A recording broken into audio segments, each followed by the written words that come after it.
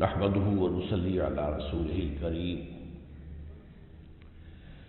أما بعد فقد قال الله تبارك وتعالى كما ورد في القرآن الحكيم: أعوذ بالله من الشيطان الرجيم. بسم الله الرحمن الرحيم. اقترب للناس حسابهم وهم في غفلة معرضون. فقال عز وجل كما ورد في سورة الروم: ظهر الفساد في البر والبحر بما كسبت أيدي الناس ليذيقهم بعض الذي عملوا لعلهم يرجعون. وقال عز وجل كما ورد في سورة الصف: يريدون ليطفئوا نور الله بأفواههم والله متم نوره ولو كره الكافرون. هو الذي أرسل رسوله بالهدى ودين الحق ليظهره على الدين كله ولو كره المشركون. وقال جل وعلا كما ورد في سورة التوبة: يريدون أن يطفئوا نور الله بأفواههم ويأبى الله إلا أن يتم نوره ولو كره الكافرون. هو الذي أرسل رسوله بالهدى ودين الحق ليظهره على الدين كله ولو كره المشركون. صدق الله العظيم. رب اشرح لي صدري ويسر لي أمري واحلل عقدة من لساني يفقهوا قولي. اللهم ربنا ألهمنا رشدنا وأعذنا من شرور أنفسنا. اللهم أرنا الحق حقا وارزقنا اتباعه وأرنا الباطل باطلا وارزقنا اجتنابه. آمین یا رب العالمین. نبی اکرم صلی اللہ علیہ وسلم کی پیشین گوئی اور آخری صلیبی جنگ،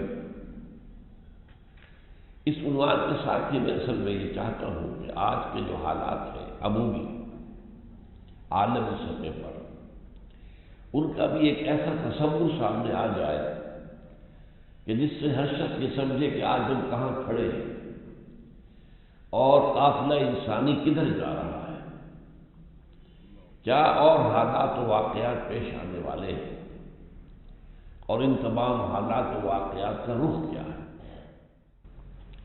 دیکھیے، ایک بات کو اچھی طرح سمجھ لیجیے کہ آج مغربی دنیا میں یہ بات عام ہو چکی ہے that we are living in end times.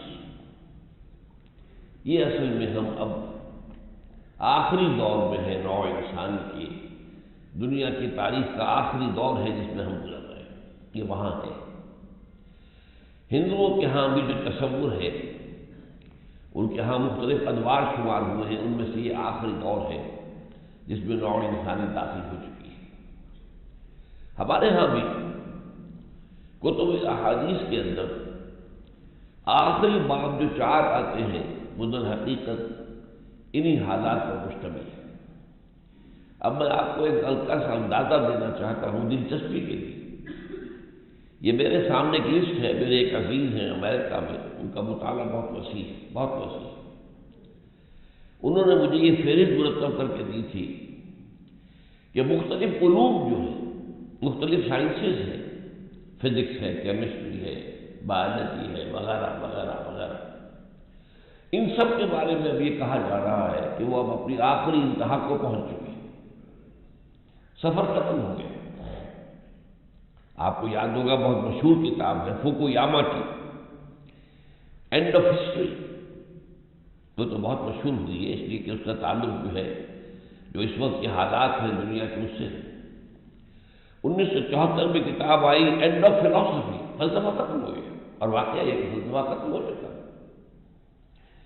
اس کے بعد ایک 1988 میں کتاب آئی ہے اینڈ آف آئیڈیالوجی، نظریات کا دور ختم ہو چکا۔ میں ان کے جو مصنفین ہیں ان کے نام نہیں دے رہا ہے کہ وقت بہت لگ جائے گا، ہمارے پاس وقت محدود ہے۔ 1990 میں کتاب آئی دی اینڈ آف نیچر، 1991 میں کتاب آئی دی اینڈ آف ماڈرنٹی، یہ جدیدیت کا جو ایک سوار ہے ذہنوں کے اوپر، تو قابوس جو ہے وہ ختم ہو رہا ہے۔ 92 میں کتاب آئی اینڈ آف ہسٹری، یہ ہے فرانسس فوکویاما کی جو بہت مشہور ہوئی کتاب۔ پھر آئی ہے 1994 میں اینڈ آف فزکس، 1995 میں اینڈ آف ایجوکیشن، 96 میں اینڈ آف سائنس، پھر 96 میں اینڈ آف ریلیجن، پھر 96 ہی میں اینڈ آف اکنامک مین، 96 ہی میں the end of the world, 97 میں دی اینڈ آف ایفلوئنسز، اور 1997 ہی میں and of certainty of time. اور اسی دور میں ہمارے ایک ساتھی نے کتاب لکھی اینڈ آف ڈیموکریسی۔ عابد اللہ جان ہمارے ایک ساتھی ہیں جو کچھ حالات خراب ہو گئے تھے، وہ فرنٹیئر سے تعلق تھا ان کا، تو ان کو پھر یہ ہے کہ اس ملک سے باہر جانا پڑا ہے اور وہ وہاں پر پناہ لے کر اب کینیڈا کے اندر مقیم ہے۔ صحافی تھے، انہوں نے بعض ایسے بڑے بڑے افسروں، گورنروں اور وزراء کے راز فاش کیے جیسے آج کل ہو رہا ہے، اس طریقے سے انصار مرنی صاحب ہے یا کوئی اور صاحب ہے، اور ظاہر بات ہے کہ جن کے راز وہ فاش کر رہے ہیں وہ تو ان کو زندہ نہیں دیکھنا چاہتے۔ ایک حیات اللہ صاحب نام کے صحافی صوبہ سرحد میں قتل بھی کر دیے گئے تھے، انہیں بھی دھمکیاں چلے گئے۔ انہوں نے وہاں جا کر بہت سی کتابیں لکھی ہیں، جن میں سے ایک اہم کتاب یہ ہے اینڈ آف ڈیموکریسی، اور ایک اس سے بھی اہم تر کتاب جو ہے وہ ہمارے آج کے موضوع سے متعلق بھی ہے، افغانستان دی جینیسس آف لاسٹ کروسیڈ۔ یہ کئی سال پہلے وہ لکھ چکے ہیں کہ جنگ افغانستان جو ہے در حقیقت وہ آخری صلیبی جنگ کا نقطۂ آغاز ہے۔ بہرحال یہ میں نے چند باتیں آپ کو بتائی۔ آپ کو یاد ہوگا جو حضرات ٹی وی کی دنیا سے واقف ہیں کہ شاہد مسعود صاحب جو اب تو بہت مشہور ہو گئے ہیں، بہت معروف ہیں، اپنے میدان میں انہوں نے بہت بڑا نام بنایا ہے اپنا۔ ابتدا میں انہوں نے ایک میرا پروگرام کیا تھا یہ اینڈ آف ٹائم کے حوالے سے، اس میں اصل گفتگو مجھ سے تھی، لیکن پھر انہوں نے اس میں اضافے کیے ہیں، بڑی محنت کی ہے، اور وہ جو ٹی وی کا پروگرام تھا اینڈ ٹائمز وہ مشہور ہوا تھا۔ بہرحال میں خاص طور پر آپ سے عرض کر رہا ہوں کہ حدیث کی کتابوں میں بھی 4 ابواب آتے ہیں کتابوں کے اواخر میں، اور یہ اس طور سے متعلق ہے: کتاب الفتن، کتاب الملاحد، کتاب اشراط الساعہ، کتاب علامات القیامہ۔ 4 فتنوں کا باب اور جنگوں کا باب اور قیامت کی علامتوں کا باب اور قیامت کی شرائط کا باب، اشراط الساعہ۔ اب یہ ابواب وہ ہیں جو حدیث کے جو مجموعے ہیں، صحیح بخاری ہے، صحیح مسلم، ان کے آخر میں آتے ہیں۔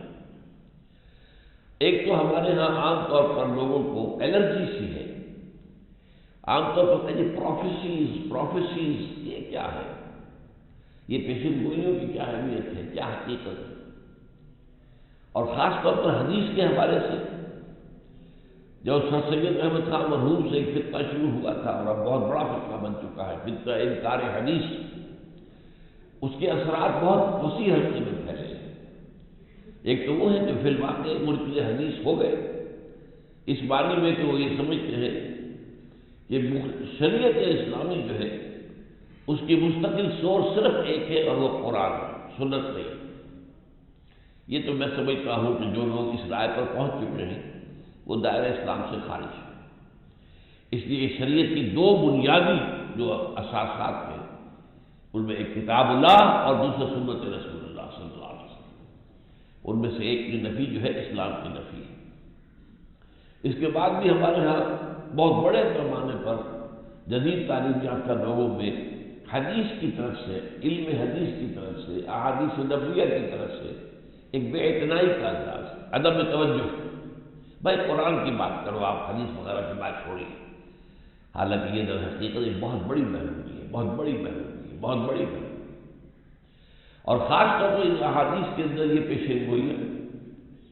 اب سوال یہ پیدا ہوتا ہے کہ پیشین گوئی جو ہے وہ تو مذہب کی جڑ اور بنیاد ہے، آخر یہ بھی تو پیشین گوئی ہے کہ قیامت واقع ہوگی، پیشین گوئی ہے قیامت کے حالات و واقعات کیا ہوں گے، پہاڑ جو ہے روئی کے گالوں کی طرح ہو جائیں گے، تم دیکھتے ہو کہ وہ جامد ہے، وہی تمر مر السحاب، وہ تو ایسے چلیں گے جیسے کہ بادل چلتے ہیں، انسان جو ہے وہ پتنگوں کے بادل ہو جائے گا۔ یہ ساری چیزیں ہیں کہ نہیں ہے؟ بہت بڑا زلزلہ آئے گا۔ یا ایھا الناس اتقوا ربکم ان زلزلۃ الساعۃ شیء عظیم، عظیم زلزلہ، زمین کانپے گی، ایسے کانپے گی، لرزے گی۔ تو یہ سب کچھ جو ہے یہ سب بھی تو آخر پیشن گوئیاں ہیں۔ پھر بعث بعد الموت، یہ بھی تو پیشن گوئی ہے کہ تم مرنے کے بعد پھر جی اٹھائے جاؤ گے، یہ بھی پیشن گوئی ہے۔ پھر حساب کتاب ہے، جنت اور دوزخ کے فیصلے، یہ سب پیشن گوئیاں ہیں۔ یہ ہماری نگاہوں کے سامنے کے معاملات تو نہیں۔ اس اعتبار سے اس پیشن گوئی کے لفظ سے الرجک جو ہے فیل کرنا یہ درست نہیں ہے۔ ہمارے تو دین کی جڑ بنیاد ہے۔ یا ایھا المدثر قم فانذر، اے لحاظ میں لپٹ کر لکھنے والے صلی اللہ علیہ وسلم، اب کھڑے ہو جاؤ، کمر بستہ ہو جاؤ اور لوگوں کو خبردار کرو، خبردار کرو کہ یہ زندگی یہی زندگی نہیں ہے کہ بس کھاؤ پیو عیش کرو اور بس مر گئے، ختم ہو گئے اور بابر بیش کوش کے عالم دوبارہ نہیں۔ مرنے کے بعد پھر ایک اور زندگی ہوگی، اس زندگی کا آغاز یوم قیامت سے ہوگا، حساب کتاب ہوگا۔ یہ تو دین کی جڑ بنیاد ہے، نقطۂ آغاز ہے۔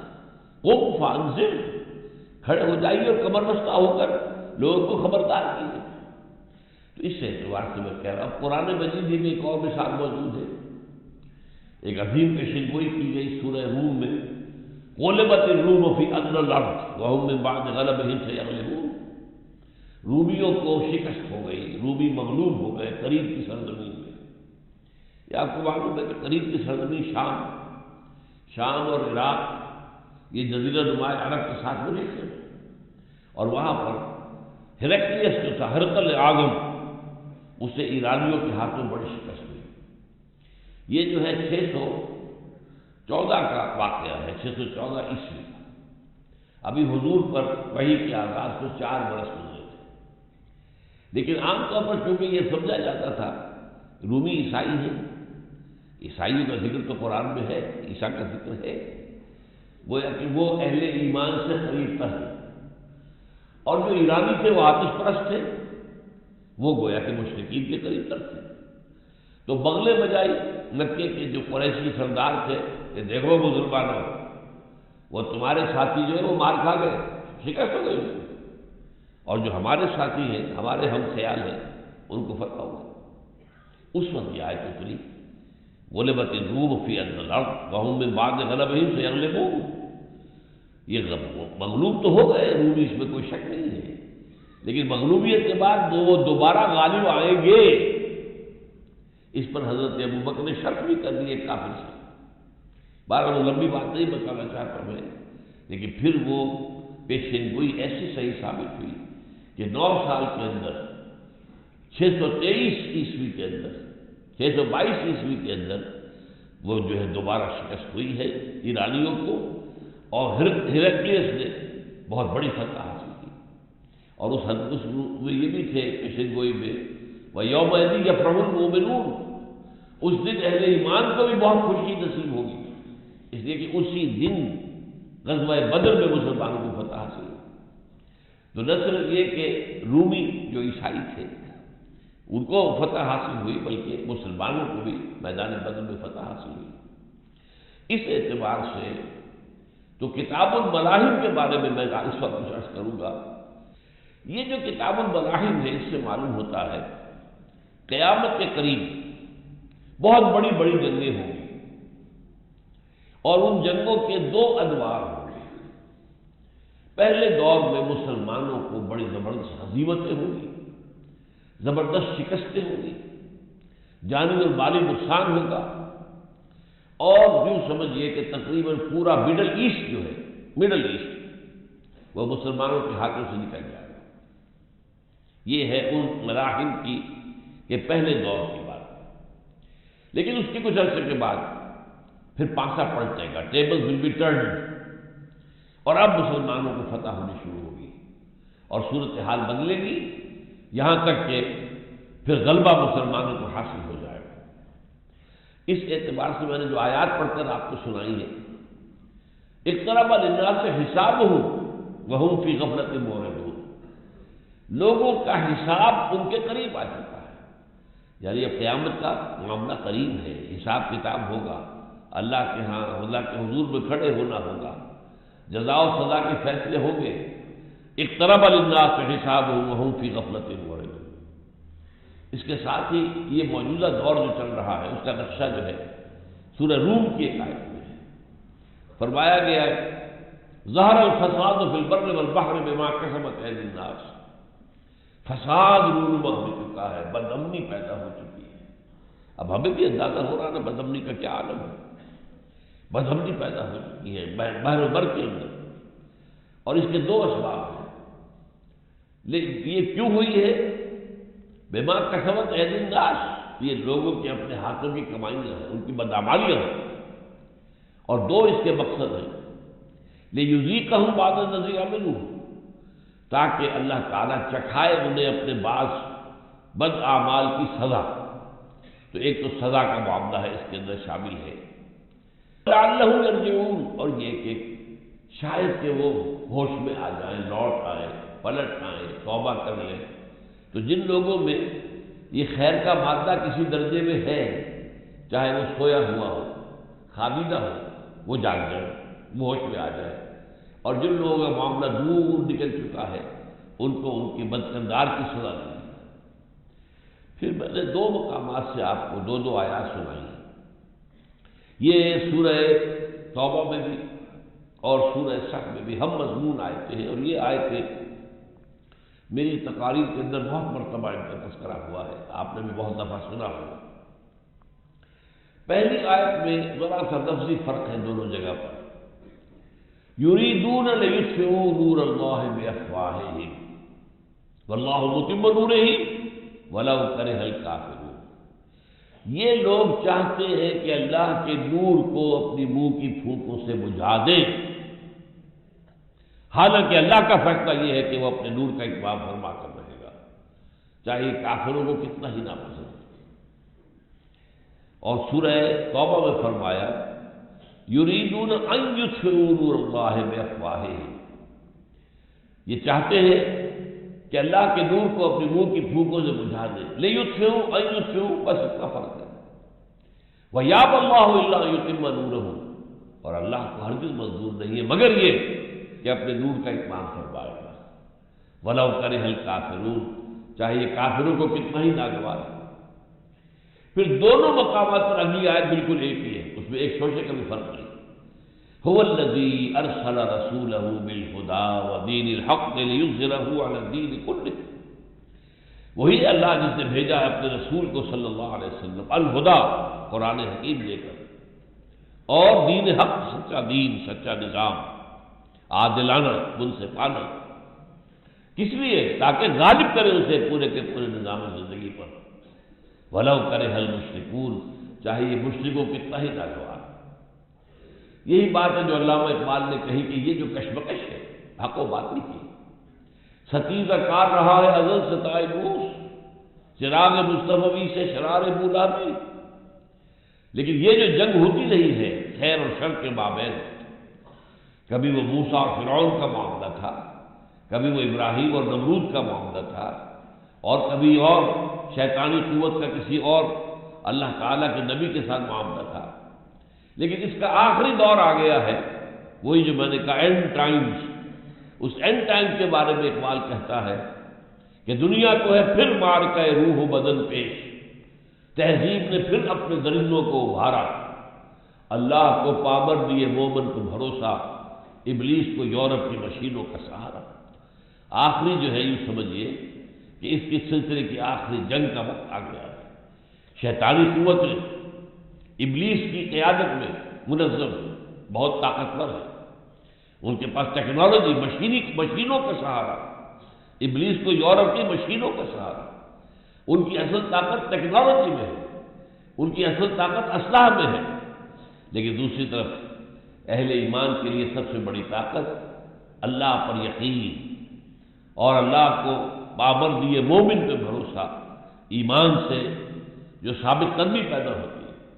اور آج جیسا کہ دیکھ لیا ہے، لوگ جو ہے حیران ہوتے ہیں یہ افغانستان کے اندر یہاں تو گویا کہ انسان مرنا چاہتے ہیں، چاہے امریکی وہاں آئے ہو چاہے نیٹو کے لوگ ہوں، وہ تو بچ کر لڑائی کرتے ہیں نا، اپنے آپ کو بچاتے ہیں، پہلے اپنے آپ کو بچاؤ پھر لڑو۔ اور وہاں ان کا معاملہ کیا ہے؟ شہادت ہے مطلوب و مقصود مومن، نہ مال غنیمت نہ کشور کشائی، انہیں تو بہت عزیز ہے، وہ تو سمجھتے ہیں کامیابی اسی میں ہے، وہ نہ صرف مرنے پہ ہو جس کی امید، نا امیدی اس کی دیکھا چاہیے، وہ نا امید کیا ہوگا جس کی امید ہی موت سے وابستہ ہے، میری کامیابی شہادت ہے۔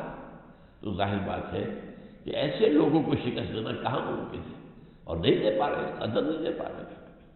بہرحال یہ جو میں نے آپ کے سامنے نقشہ کھینچا ہے، تو یہ احادیث کی کتابوں میں بھی ملاحم، آخری دور کے ملاحم، یہ ملاحم کیا لفظ ہے اس کو جان لیجیے، لحم کہتے ہیں گوشت کو، لحم، اور ملحمہ کہتے ہیں قصاب کی دکان، وہاں گوشت کے بڑے بڑے ٹکڑے لٹکے ہوئے ہیں، وہ کاٹ کاٹ کر بیچ رہا ہے، تو یہ ملحمہ ہے، ملحمہ۔ اسی طریقے سے جنگ میں کیا ہوتا ہے، کسی کی ٹانگ اڑ گئی ہے، کسی کا بازو اڑ گیا ہے، کسی کا جو ہے کوئی اور جو ہے پیٹ میں آ کر کوئی بم کا ٹکڑا لگا ہے، اس کی آنتیں باہر پڑی ہے، تو گویا کہ لوگوں کا قیمہ ہوتا ہے جنگ کے اندر۔ تو کتاب الملاحم کا جیسا کہ میں نے عرض کیا کہ اس میں جو ہے وہ بہت سے دور ہیں، اور جو واقعات آئے ہیں احادیث کے اندر، ان میں ترتیب قائم کرنا بہت مشکل ہے، کیا پہلے ہوگا پھر کیا ہوگا پھر کیا ہوگا۔ انڈیویجول واقعات جو احادیث میں آئے ان پر تو ہمیں یقین ہے کہ ہوگا، جو حضور نے خبر دی، وہ صادق المصدوق، آپ سچے ہیں، آپ کی سچائی پر اللہ گواہ ہے، لیکن یہ کہ کون سا واقعہ پہلے ہوگا، کون سا اس کے بعد ہوگا، کون سا اس کے بعد ہوگا، یہ احادیث کی کتابوں سے معلوم نہیں ہوتا۔ لہذا اس سبب میں ایک بہت اہم کتاب لکھی تھی شاہ ولی اللہ دہلوی رحمۃ اللہ علیہ کے فرزند رشید شاہ رفیع الدین نے، اس میں ان جنگوں کا سلسلہ بیان کیا، پہلے یہ ہوگا پھر یہ ہوگا پھر یہ ہوگا پھر یہ ہوگا پھر یہ ہوگا۔ بہرحال ان کے اپنے اندازے کے مطابق ہو سکتا ہے انہیں کچھ کشفی معلومات بھی حاصل ہوئی ہو کشف کے ذریعے سے، پھر بھی میں سمجھتا ہوں کہ پوری یقین کے بعد ہم نہیں کہہ سکتے۔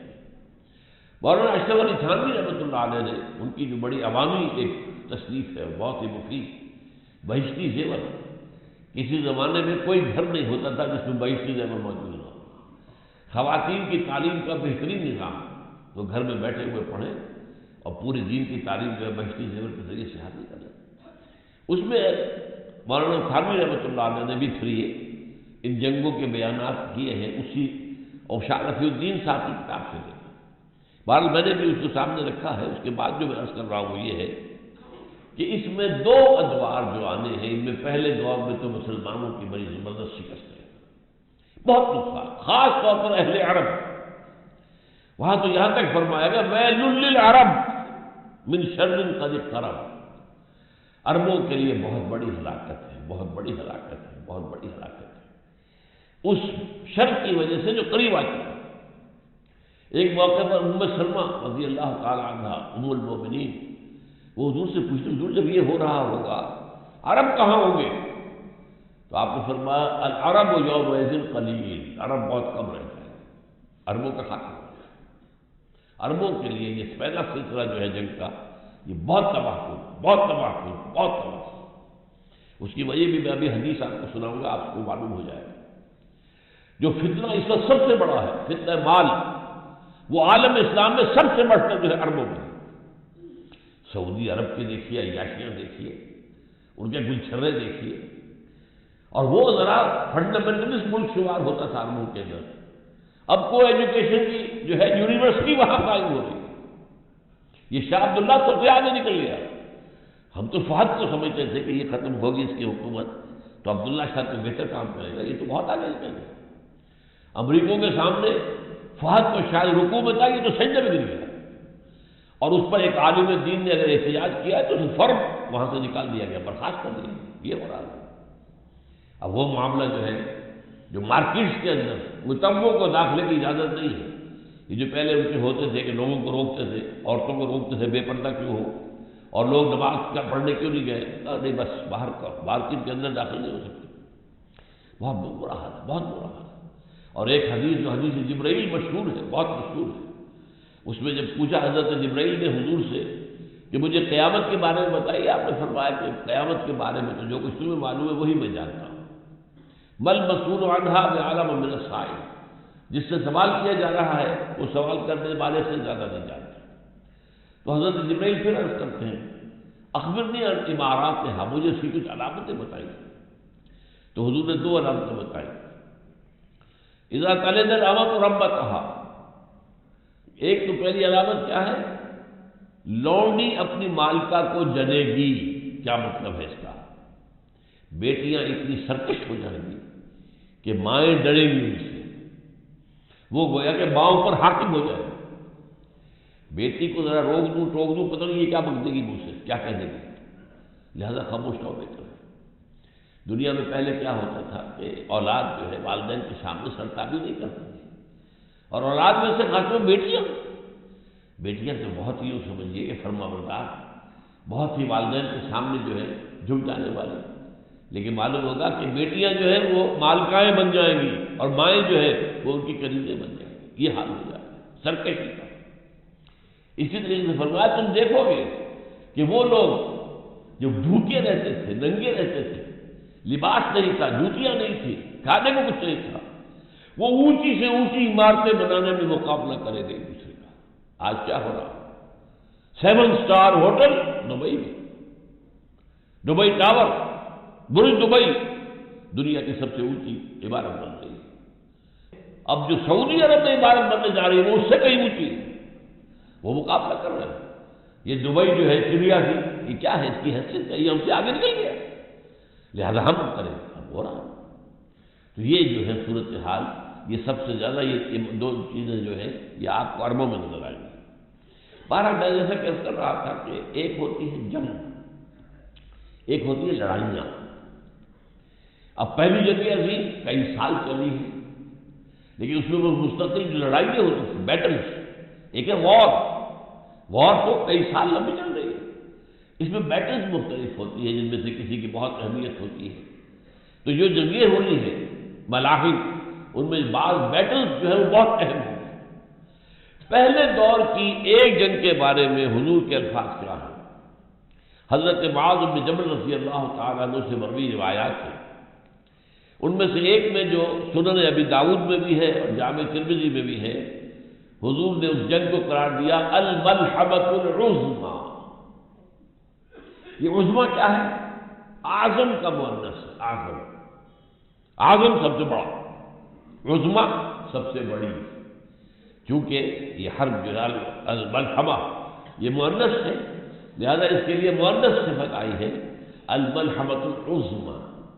اور ایک دوسری حدیث جو حضرت معاذ بن جبل ہی سے ہے، یہ کہ سنن ابن ماجہ میں ہے، اس میں کہا گیا ہے الملحمۃ الکبریٰ، کبریٰ اکبر سب سے بڑا اور کبریٰ سب سے بڑی، خدیجہ الکبریٰ رضی اللہ تعالی عنہ، کیونکہ ازواج مطہرات میں سب سے زیادہ پہلی آپ کی زوجہ محترمہ جو ہے ان کو کبریٰ کہا گیا۔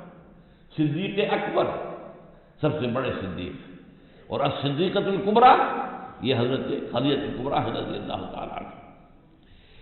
اس جنگ کے بارے میں حضور نے فرمایا صلی اللہ علیہ وسلم، عیسائی اے مسلمانوں، اور یہاں ایک بات نوٹ کر لیجئے، جس وقت حضور خطاب کر رہے ہیں اس وقت مسلمان کون تھے؟ صرف عرب تھے، ابھی تو ایرانی بھی نہیں آئے، ابھی تو ہندی بھی نہیں آئے، ابھی افریقہ کے لوگ بھی نہیں آئے، ابھی ترک بھی نہیں آئے، ابھی تو عرب ہی تھے صحابہ کرام حضور کے دور تک۔ حضور کے دور تک تو صرف عربی میں اسلام غالب ہوا ہے۔ تو فرمایا اس میں کہ 80 علم لے کر عیسائی تم پر حملہ آور ہوں گے، اور ہر علم کے نیچے 12,000 فوج ہوگی، یعنی 9,60,000 فوج کے ساتھ عیسائی تم پر حملہ آور ہوں گے۔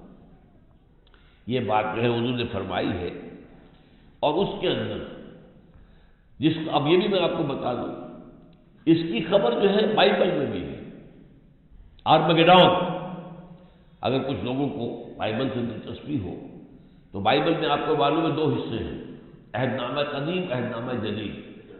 عہد نامہ جدید کی جو آخری کتاب ہے، آخری باب ہم کہیں گے، وہ ریولیشنز آف سینٹ جان، حضرت مسیح علیہ السلام کے ایک حواری تھے یوحنا، جان، ایک تو جان تھے یحییٰ جو کہ اللہ کے نبی تھے، وہ جان دی بیپٹسٹ کہلاتے ہیں، اور یہ سینٹ جان ہے جو حضرت مسیح کے حواریین میں سے، 12 حواریین میں سے، انہوں نے جو اپنے مکاشفات ہیں، انہیں کچھ جو مستقبل کی کچھ چیزیں دکھائی ہیں اللہ تعالیٰ نے، تو ان کے اوپر کتاب مبنی ہے ریولیشنز آف سینٹ جان۔ اس میں ذکر ہے ایک بہت بڑی جنگ ہوگی جس کا نام ہے آرمگیڈون، اور اس کے اندر بے شمار جو ہے ہلاکتیں ہوگی۔ اس کے بارے میں وہ بھرماتے ہی کس جگہ ہوگی؟ یہ جس جگہ پر 3 ملک ملتے ہیں، لبنان، اسرائیل اور شام، یہ وادی عفیق کہلاتی ہے جو شام سے آتی ہے، دمشق سے، اور اس کے آگے جا کر یہ ایک علاقہ ہے سطح مرتفع، اس کو کہتے ہیں، ہر جو ہے عبرانی زبان میں کہتے ہیں اونچی جگہ، ہر مجزا، میگیدو اس جگہ کا نام ہے، اور سطح مرتفع جیسے ہم کہہ دیتے ہیں، سطح مرتفع پوٹھوہار، سطح مرتفع جو پنجاب کے شمالی علاقے کے اندر، وہ نہ میدان ہے نہ پہاڑ ہے بلکہ سطح مرتفع کہلاتا ہے۔ یونائٹڈ انڈیا میں دکن کا سطح مرتفع کہلاتا تھا، یہ بھی عام طور پر اس کی سطح اونچی تھی، تو وہاں یہ جنگ ہوگی۔ اور اگر آپ اس میں دیکھیں گے ڈکشنری کے اندر اس آرمگیڈون کے معنی کیا ہے تو آپ کو الفاظ ملیں گے، a very big war which will be fought between the forces of evil and good before the end of this world. A very big war which will be fought between the forces of evil and good before the end of this world. مطلب پہلے بات آج شروع کی ہے and time سے، اس دنیا کے خاتمے سے قبل ایک بہت بڑی جنگ ہوگی، اور وہ جنگ جو ہے وہ آرمگیڈون کہلائے گی۔ اس کی جگہ وہاں پر نہیں ہے، اس کو بعد میں معلوم ہوئی۔ اچھا، اس جنگ کے اندر جو ہلاکتیں ہوں گی، اب ان کا آپ سمجھیے، خوریزی کا اندازہ کیجیے۔ یہ لمبی حدیث ہے جس میں اور بھی بہت سے علامات قیامت کا بیان ہے، میں جہاں سے شروع کر رہا ہوں وہ کیا ہے؟ ثم استفاضت المال حتی یعطی الرجل 100 دینار فیظل ساخطا، مال اتنا ہو جائے گا، بہتات ہو جائے گی دولت کی، کہ ایک سائی کو اگر 100 دینار بھی دیے جائیں گے تب بھی وہ ناراض ہوگا، کیا دیا تم نے مجھے؟ کچھ بھی نہیں دیا۔ یہ نقشہ آج آپ عرب ممالک میں جا کے دیکھیں، پانی کی طرح بہتا ہوا دولت۔ ثم استفاضت المال حتی یعطی الرجل 100 دینار فیظل ساخطا ثم فتنة لا يبقى بیت من العرب الا دخلته، پھر ایک ایسا فتنہ آئے گا، عرب کا کوئی گھر نہیں بچے گا جس میں وہ داخل نہ ہو جائے۔ آج وہ فتنہ ٹی وی کے ذریعے سے، مغربی تہذیب کے ذریعے سے، اوپر تھوڑا سا پردہ ہوتا ہے، انہوں نے گھر سے نکلتے ہوئے یا ملک سے باہر نکلتے ہوئے وہ عبایا سے ایک اپنے اوپر لے لیتی ہیں، قانون بنا رکھا ہے حکومت، اب وہ بھی ختم ہو جائے گا، تیزی کے ساتھ ختم ہو رہا ہے۔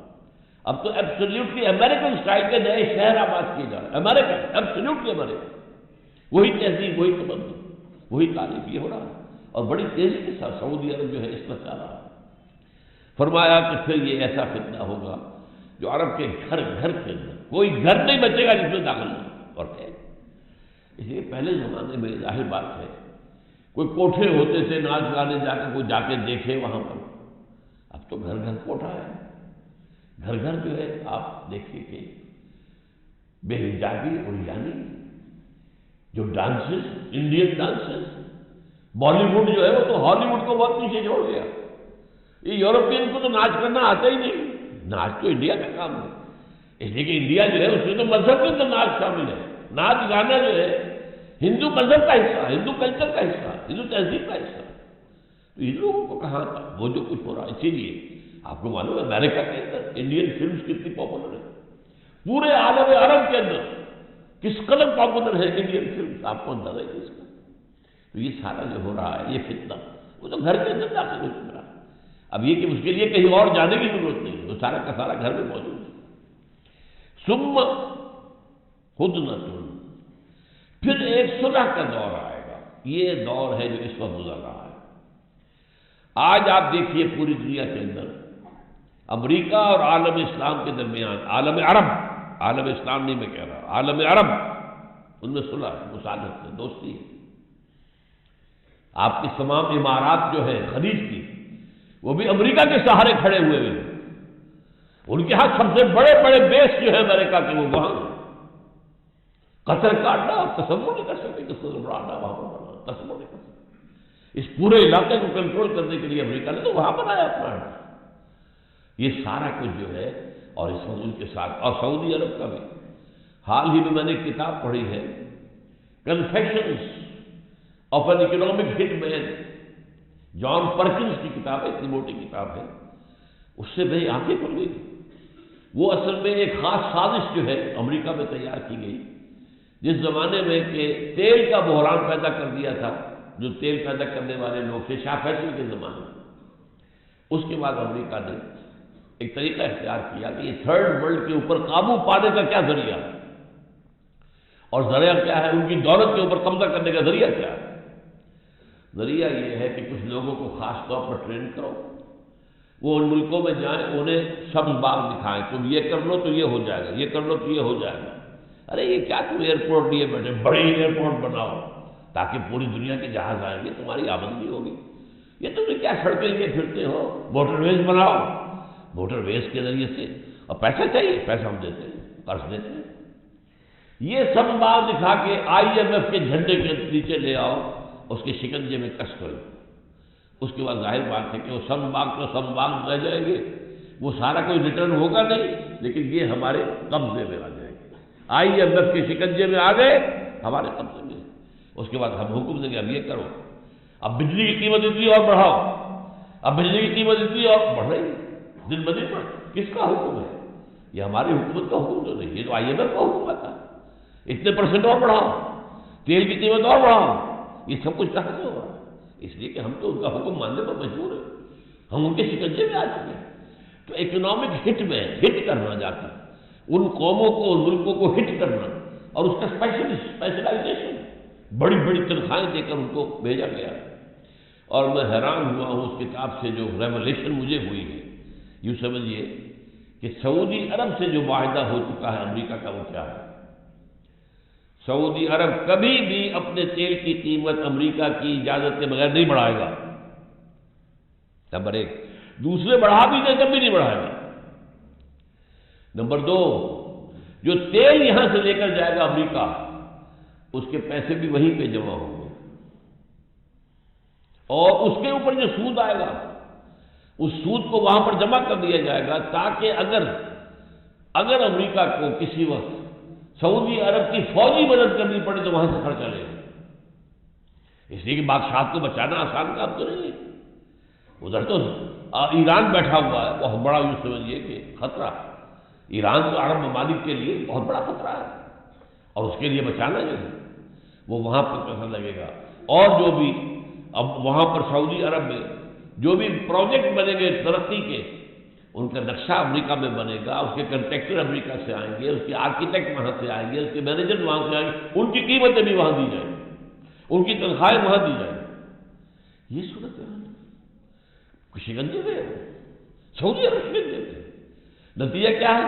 تمہاری خاندانی بادشاہت کا نظام قائم رہے گا، یہ ہم گارنٹی کرتے ہیں۔ ہماری غلامی میں دے دو اپنے آپ کو، پھر تمہاری بچت ہی بچت۔ بہرحال یہ ہے اس وقت جو دنیا میں ہو رہا ہے۔ تو میں بتا رہا تھا آپ کو، حضرت عبداللہ ابن مسعود بتاتے ہیں کہ پھر ایک امن کا دور آئے گا جو اس وقت ہے۔ تمام عالم عرب، کوئی جھگڑا اگر ہے بھی تھوڑا بہت تو غیر عرب ممالک سے ہے، معاملہ جو ہے وہ عرب کو گویا کہ پوری طریقے سے وہ امریکہ کی جھولی کے اندر۔ اس کے بعد کیا آئے گا؟ ثم تکون بینکم و بین بنی الاصفر فیغدرون، پھر ایک وقت آئے گا کہ وہ بے وفائی کریں گے، اپنے معاہدے کی خلاف ورزی کریں گے، اور اس کے بعد فیاتونکم، تم پر حملہ آور ہوں گے، تحت 80 غایۃ، 80 جھنڈے لے کر تحت کل غایت 12 الفا، ہر جھنڈے کے نیچے 12,000 فوج. صحیح بخاری کی روایت نوٹ کر دیجیے، یہ کسی دوسرے درجے یا تیسرے درجے کی کتاب نہیں ہے، صحیح بخاری کی روایت. یہ ہے جس کی تیاری ہو رہی ہے. اور اس وقت میں بات کروں آپ کے سامنے، اس جنگ کا اصل میدان جو ہے وہ تو ہوگا مڈل ایسٹ. اس کی وجہ ابھی بعد میں بتا دوں گا میں آپ کو اس کا اصل ہدف کیا ہے. لیکن یہ کہ اس کی تمہید ہے جو افغانستان اور پاکستان میں ہو رہی ہے، یہ اس جنگ کی تمہید ہے. لیکن اصل مارکا ہونا ہے وہ مڈل ایسٹ میں ہوگا. تیسری بات یہ کہ اصل جنگ عیسائی کریں گے ہمارے خلاف، یہودی نہیں آئیں گے. لیکن پیچھے بیٹھ کر پلاننگ ساری یہودیوں کی ہوگی. یہ 2 دفعہ نقشہ ہم دیکھ چکے ہیں. سن 91 کی جنگ تھی عراق کی، یہودی سامنے نہیں آیا. امریکہ نے اسے خاص طور پر کہہ دیا تھا تم مت آنا، تم اگر آؤ گے تو یہ عربوں کے ساتھ جو ہمارا اتحاد ہے وہ ختم ہو جائے گا. لہٰذا تم بیٹھے رہو، تمہاری ضمانت ہم دیتے ہیں. تمہیں اگر صدام حسین کے وہ جو اسکڈ میزائل تھے ان کا خطرہ ہے تو پیٹریوٹ میزائل ہم تمہیں دے دیتے. ادھر سے میزائل آئے گا، ادھر سے تمہارا میزائل جا کر فضا میں ختم کر دے گا، تمہیں کوئی خطرہ ہی نہیں. یہ اسکڈ میزائل کا نام سنا ہوگا آپ نے. اس وقت صدام کے پاس سے اسے اپنا بڑا غرہ تھا اس پر، اور اسی کی بنیاد پر اس نے ہمت کی تھی کہ کھڑا ہو گیا تھا جنگ کرنے کے لیے. لیکن یہ کہ اس اسکڈ میزائل کا جواب پیٹریوٹ آ گیا اور بیکار ہو گیا، وہ حیثیت نہیں. جیسے افغان جنگ کے اندر یہ لائے تھے سٹنگر میزائل، اس سے پہلے کسی نے نام نہیں سنا تھا سٹنگر میزائل کس بلا کا نام ہے. اس لیے کہ میزائل تو جا کر سیدھا یا تو نشانے پر لگ گیا تو کامیاب بنا گیا. لیکن یہ سٹنگر میزائل کیا تھا؟ یہ اپنے ٹارگیٹ کو فالو کرتا تھا. ٹارگیٹ ادھر مڑ گیا تو وہ بھی مڑ جائے گا، ٹارگیٹ ادھر مڑ گیا تو وہ بھی ادھر جا کر ہٹ کرے گا. یہ تبھی تو روس بھاگا ہے. روس ہرگز نہ بھاگتا افغانستان سے. سٹنگر میزائل جو ہے وہ افغان مجاہدین کو نہ دیا جاتا. اس لیے ان کی جو سب سے بڑی طاقت وہاں پر جو تھی وہ ان کے جو ہیلی کاپٹر تھے وہ تھے. اس لیے کہ وہ تو پہاڑی علاقہ ہے، وہاں ٹینک کہاں لے کے جائیں گے؟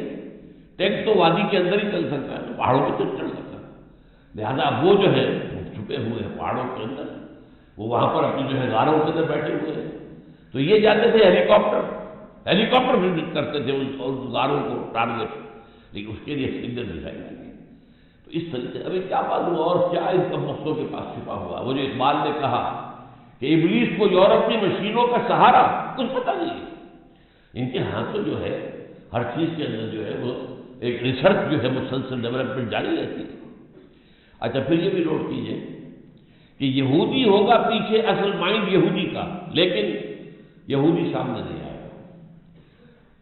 اس میں ایک اور بات یہ ہے کہ یہ بات جو میں نے آپ کو بتائی آرمیگیڈون کے حوالے سے، ریولیشن آف جان، حضور کے حوالے سے صلی اللہ علیہ وسلم، الملحمۃ العظمیٰ، الملحمۃ الکبریٰ، یہی بات ٹوائنبی نے کہی تھی 1950 میں. ٹوائنبی پچھلی صدی کا سب سے بڑا فلسفی تھا، تاریخ کا فلسفہ تاریخ، فلاسفر آف ہسٹری. ٹوائنبی نے کہا تھا کہ 21ویں صدی میں جو جنگ ہوگی وہ کیپٹلزم اور کمیونزم کے درمیان نہیں ہوگی. آپ اندازہ کیجیے 1950 میں تو کمیونزم جو ہے جنگل کی آگ کی طرح پھیل رہا تھا، لائک اے وائلڈ فائر، آگے بڑھ رہا تھا. ظاہر بات ہے کہ فلسفی کو دیکھتا ہے تو نتائج کو کیا اصول ہے، کیا کمزوریاں ہیں. اس لیے اس کا جملہ بڑا پیارا ہے، because communism will not be able to sustain itself. Communism اپنے آپ کو برقرار نہیں رکھ سکے گا. اس کے اندر بہت سی چیزیں فطرت کے خلاف آ چکی ہیں، اور فطرت کے خلاف آپ چلیں گے مار کھائیں گے، عہدے گرے گے.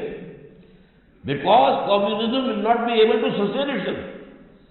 The real war in the 21st century will be fought between the Christians and Muslims. یہ بات ہے اس میں. اب نظاموں کی جنگ نہیں ہے، اب مذہبوں کی جنگ آ رہی ہے. پچھلی جنگ کیا تھی؟ جو کولڈ وار جاری رہی ہے 40 برس تک، وہ نظاموں کی جنگ تھی. ایک طرف کیپٹلزم، ایک طرف کمیونزم. حالانکہ دونوں طرف عیسائی تھے، روسیوں کا مذہب بھی عیسائی، یورپین کا مذہب بھی عیسائی، امریکنوں کا مذہب بھی عیسائی، لیکن وہاں کیا تھی؟ جنگ تھی، نظاموں کی، کیپٹلزم ورسس کمیونزم۔ ٹرائن بھی کہہ رہا ہے کہ اب جو جنگ ہوگی وہ در حقیقت مسلمانوں اور عیسائیوں کے درمیان ہوگی۔ ایک اور بات نوٹ کیجئے، یہ جو صلیبی جنگوں کا سلسلہ شروع ہوا تھا، اس میں جو پہلا دور آیا تھا، جبکہ ہمارے ہاتھ سے بیت المقدس نکلا رہا، 88 برس تک صلیبیوں کا قبضہ رہا۔ 1099 عیسوی سے لے کر 1187 عیسوی تک یروشلم ہمارے پاس نہیں تھا، ہم سے فتح کر لیا تھا صلیبیوں نے۔ اس کے بعد جو ہے 1187 میں پھر جو ہے آپ کو معلوم صلاح الدین ایوبی رحمۃ اللہ علیہ انہوں نے واپس لیا ہے۔ کھونے والے عرب تھے، واپس لینے والے عرب نہیں تھے۔ نوٹ کر لیجیے، عرب ختم ہو چکے تھے، اسی وقت ختم ہو چکے تھے۔ اس لیے 1258 میں تو خاتمہ ہی ہو گیا۔ جو سلطنت عباسی اتنی بڑی سلطنت تھی، 1258 میں ختم۔ آخری خلیفہ کو محل سے کھینچ کر نکالا ہے، مستعصم باللہ، اور ایک جانور کی کھال میں لپیٹ کر سڑک پر ڈالا ہے، اور اس کے اوپر گھوڑے دوڑا دیے تاتاریوں نے۔ آسمان را حق بود گر خوب بارد بر زمین، بر زوال مستعصم امیر المومنین، بر زوال ملک مستعصم امیر المومنین۔ امام شیخ سعدی نے شعر کہے تھے، آسمان کو حق پہنچتا ہے کہ زمین پر خون کی بارش کرے، اس لیے کہ امیر المومنین مستعصم باللہ یہ حکومت ختم ہو گئی۔ یہ وہ دور ہے۔ اس دور کے اندر بھی لیکن وہاں کیا تھا؟ ایک بہت بڑا فرق ہے، نوٹ کیجیے گا۔ اس وقت تک عیسائی یہودیوں کے بھی دشمن تھے، لہذا پہلی صلیبی جنگ میں جو 177 برس تک جنگ گئی، 1095 سے لے کر 1272 تک 177 سال، اس میں 10 دور آئے، کوئی فتح ہوئی پھر شکست ہوئی، پھر فتح ہوئی پھر شکست ہوئی، پھر فتح ہوئی پھر شکست ہوئی۔ بڑے بڑے بادشاہ، جو ایمپرر فرانس کا تھا، ایمپرر جرمنی کا خود گیا، اور آخری کے اندر Richard the Lionheart of England, کہاں انگلینڈ، کہاں آپ سوچئے فلسطین، ذرا فاصلہ تو دیکھیے، کہاں کہاں سے پوری عیسائی دنیا، پورا یورپ، یہ جو ہارٹ آف یورپ ہے یہ ہے فرانس اور جرمنی، اور آج یہی یورپ کو جو ہے قیادت کر رہے ہیں۔ برطانیہ کی تو کوئی حیثیت ہی نہیں ہے، وہ تو یوں سمجھیے کہ صرف جیسے ایک دولہا کے ساتھ شہبالہ ہوتا ہے، تو امریکہ کے ساتھ آج برطانیہ کی حیثیت یہ ہے کہ دولہا کے ساتھ شہبالہ ہے، صرف اور صرف حیثیت نہیں۔ اصل یورپ کیا ہے؟ وہ تو ہے جرمنی اور فرانس، اور سب سے آگے جرمنی ہے۔ لیکن اس وقت جو ہے اس جنگوں کے اندر جہاں مسلمانوں کا قتل عام ہوا، وہاں یہودیوں کا بھی قتل عام ہوا۔ لیکن اب جو جنگ ہوئی ہے، پہلے تو میں آپ کو یہ بتا دوں اس کا جینیسس کیا، کیوں ہوئی ہے یہ جنگ۔ صورتحال یہ ہے، 1991 کی خلیجی جنگ کی فتح، اس کا نشہ چڑھا امریکیوں کو، فتح کا نشہ۔ بش سینئر آپ کو یاد ہو، اس فتح کے بعد اس نے کہہ دیا تھا، What is at stake is more than one small country. It is a big idea, a new world order, where diverse nations are drawn together in common cause to achieve the universal aspirations of mankind: peace and security, freedom and the rule of law. اندر سے چھپا ہوا ایک راز زبان پر آ گیا تھا، اب new world order کا دور آ گیا۔ نیو ورلڈ آرڈر ایک اہم کے دماغ میں ہے، پوری دنیا کی ایک عالمی حکومت جس کے ہمارے ہاتھ میں کنٹرول ہو۔ ملکوں کی حدیں جو ہے بس تکیلیں رہ جائیں گی، کوئی حیثیت نہیں ہوگی۔ اصل طاقت ملٹی نیشنلز کے ہاتھ میں ہوگی۔ آج آپ سوچیں تو صحیح، یہ کتنی ملٹی نیشنل کمپنی آپ کے یہاں آ رہی ہے، پینے کا پانی ہم ان سے لے رہے ہیں۔ غور کیجیے، باقی یہ کہ 7 یہ اور فلاں ہو اور یہ تو اور ہے، پینے کا پانی منرل واٹر، ایک گلاس 10 روپے کا یا 15 روپے کا لے لیں۔ پھر کھانے میکڈونلڈ، کنٹکی، کیا یہ سب ہے۔ یہ کچھ دیر کی بات ہے کہ پوری دنیا پہ ملٹی نیشنل کا قبضہ ہوگا اور وہ ہمارے ہاتھ میں ہوگی۔ مالیاتی استعمال پوری دنیا کا ہمارے ہاتھ میں ہوگا۔ یہ ہے نیو ورلڈ آرڈر، اور اس کا فیصلہ کب کیا گیا تھا؟ 1776 عیسوی میں۔ اگر آپ $1 نوٹ آپ کے پاس کہیں ہو، اس کو کھول کر دیکھیے گا، اس کی پشت پر ایک تو بنا ہوا ہے احرام مصر، اس کے اوپر ایک آنکھ ہے دجال کی، ایک آنکھ، بڑی چوپٹ، بڑی روشن، ایک آنکھ کا تصور کہاں سے آ گیا؟ اور یہ پیرامڈس کا امریکہ سے کیا تعلق؟ پیرامڈس تو مصر میں ہے نہیں، لیکن پیرامڈس سے وابستہ ہے یہودیوں کی تاریخ۔ پیرامڈس کی تعمیر کے اندر انہیں بیگار کے طور پر استعمال کیا گیا تھا، ان کے ہزاروں آدمی دفن ہوئے، کچلے گئے چٹانوں کے نیچے، جب چٹان کو گرتی تھی رستے سے کھینچ رہے ہیں، اوپر لے جا رہے ہیں، جو گر گئے تھے کیا ہوا نیچے آپ سوچیے۔ اور اس کے نیچے لکھا ہوا ہے نووس آرڈر سیکولورم، نیو ورلڈ آرڈر، دنیا کا ہم قائم کریں گے۔ اور 1776 جو امریکہ کی آزادی کا سن ہے، 1776 وہی نیچے لکھا ہوا۔ تو یہ اصل میں نشہ جو ہے چڑھا ہے، جبکہ جو صدام کی فوجوں کا قیمہ کیا انہوں نے، آپ کو معلوم ہے، کویت سے واپس جانے والی فوجیں جس طرح ختم کی گئی۔ نمبر 2، اس کے بعد USSR زمین پر آ گئے، اب وہ نشہ 2 اچھا ہو گیا، شسا۔ Now we are the sole supreme power on earth۔ اب یہ بائی پولر دنیا نہیں رہی، it's unipolar. We are the masters of this world. چنانچہ اسی زمانے میں یہی آپ کا ماری پور ایئر بیس، یہاں پر ایئر فورس کے آفیسرز کی آئی میٹنگ ہوئی، اور وہاں پر امریکہ کا جو چیف ہے ایئر فورس کا، وہ آیا اور اس نے تقریر کی، اس نے کہا، یہ آج سے 15 سال پہلے کی بات ہے، امریکہ اب ایک مست ہاتھی کے مانند ہے، جو سامنے آئے گا کچلا جائے گا۔ Don't dare to stand before it. یہ دھمکیاں، یہ ان کی جو نمرودیت، یہ فرعونیت، یہ چھائی ہوئی، اسی کا مذہب تھا۔ یو آر ود اس اور against us. Every nation in every region now has a decision to make. Either you are with us or you are with the terrorists. یہ جو جس پر کہ مشرف بیٹھ گیا ہے، ایک بتاشے کی طرح بیٹھا ہے، کیا تھا؟ یو آر ود اس اور اگینسٹ اس۔ اور یہ بائبل کے الفاظ ہیں، اصل میں یہ معاملہ اللہ کا ہے، یا اللہ کا ہے بندہ اور یا پھر دوسروں کا بندہ ہے۔ اللہ کا بندہ ہے تو دوسروں کا نہیں ہوگا، اور دوسروں کا ہے تو اللہ کا نہیں ہے، چاہے کہتا پھر وہ منافق ہے۔ جب دوسروں کی بندگی اختیار کی ہے تو پھر اگر وہ کہتا ہے اپنے آپ کو مسلمان تو منافق ہے۔ یا اللہ کے بندے ہو یا لوگوں کے بندے بنو۔ وہ جسے اقبال کہتا ہے، یہ ایک سجدہ جسے تو گراں سمجھتا ہے، 1000 سجدوں سے دیتا ہے آدمی کو نجات۔ اگر اللہ کی بندگی کرو، اللہ کے سجدے میں گر جاؤ واقعتاً، صرف ظاہری نہ ہو، تو واقعہ 1000 سجدوں سے بچ جاؤ، ورنہ قدم قدم پر سجدے کرنے پڑیں گے۔ اب امریکہ کی ایک پالیسی، بڑے بڑے تھنک ٹینکس، تمام یونیورسٹیز کے اندر انٹلیکچوئل بیٹھے ہوئے غور کر رہے ہیں، اور غور کا سبجیکٹ کیا ہے؟ اب جب کہ ہمیں دنیا کے اندر سول سپریم پاور کی حیثیت حاصل ہو گئی ہے، how to maintain this position through the 21st century. کوئی پوزیشن حاصل کر لینا ایک بات ہے، قائم رکھنا، اس کو برقرار رکھنا یہ دوسری بات ہے۔ اب جب کہ ہمیں یہ پوزیشن حاصل ہو گئی ہے that we are the sole supreme power on earth, how to maintain this position in the 21st century؟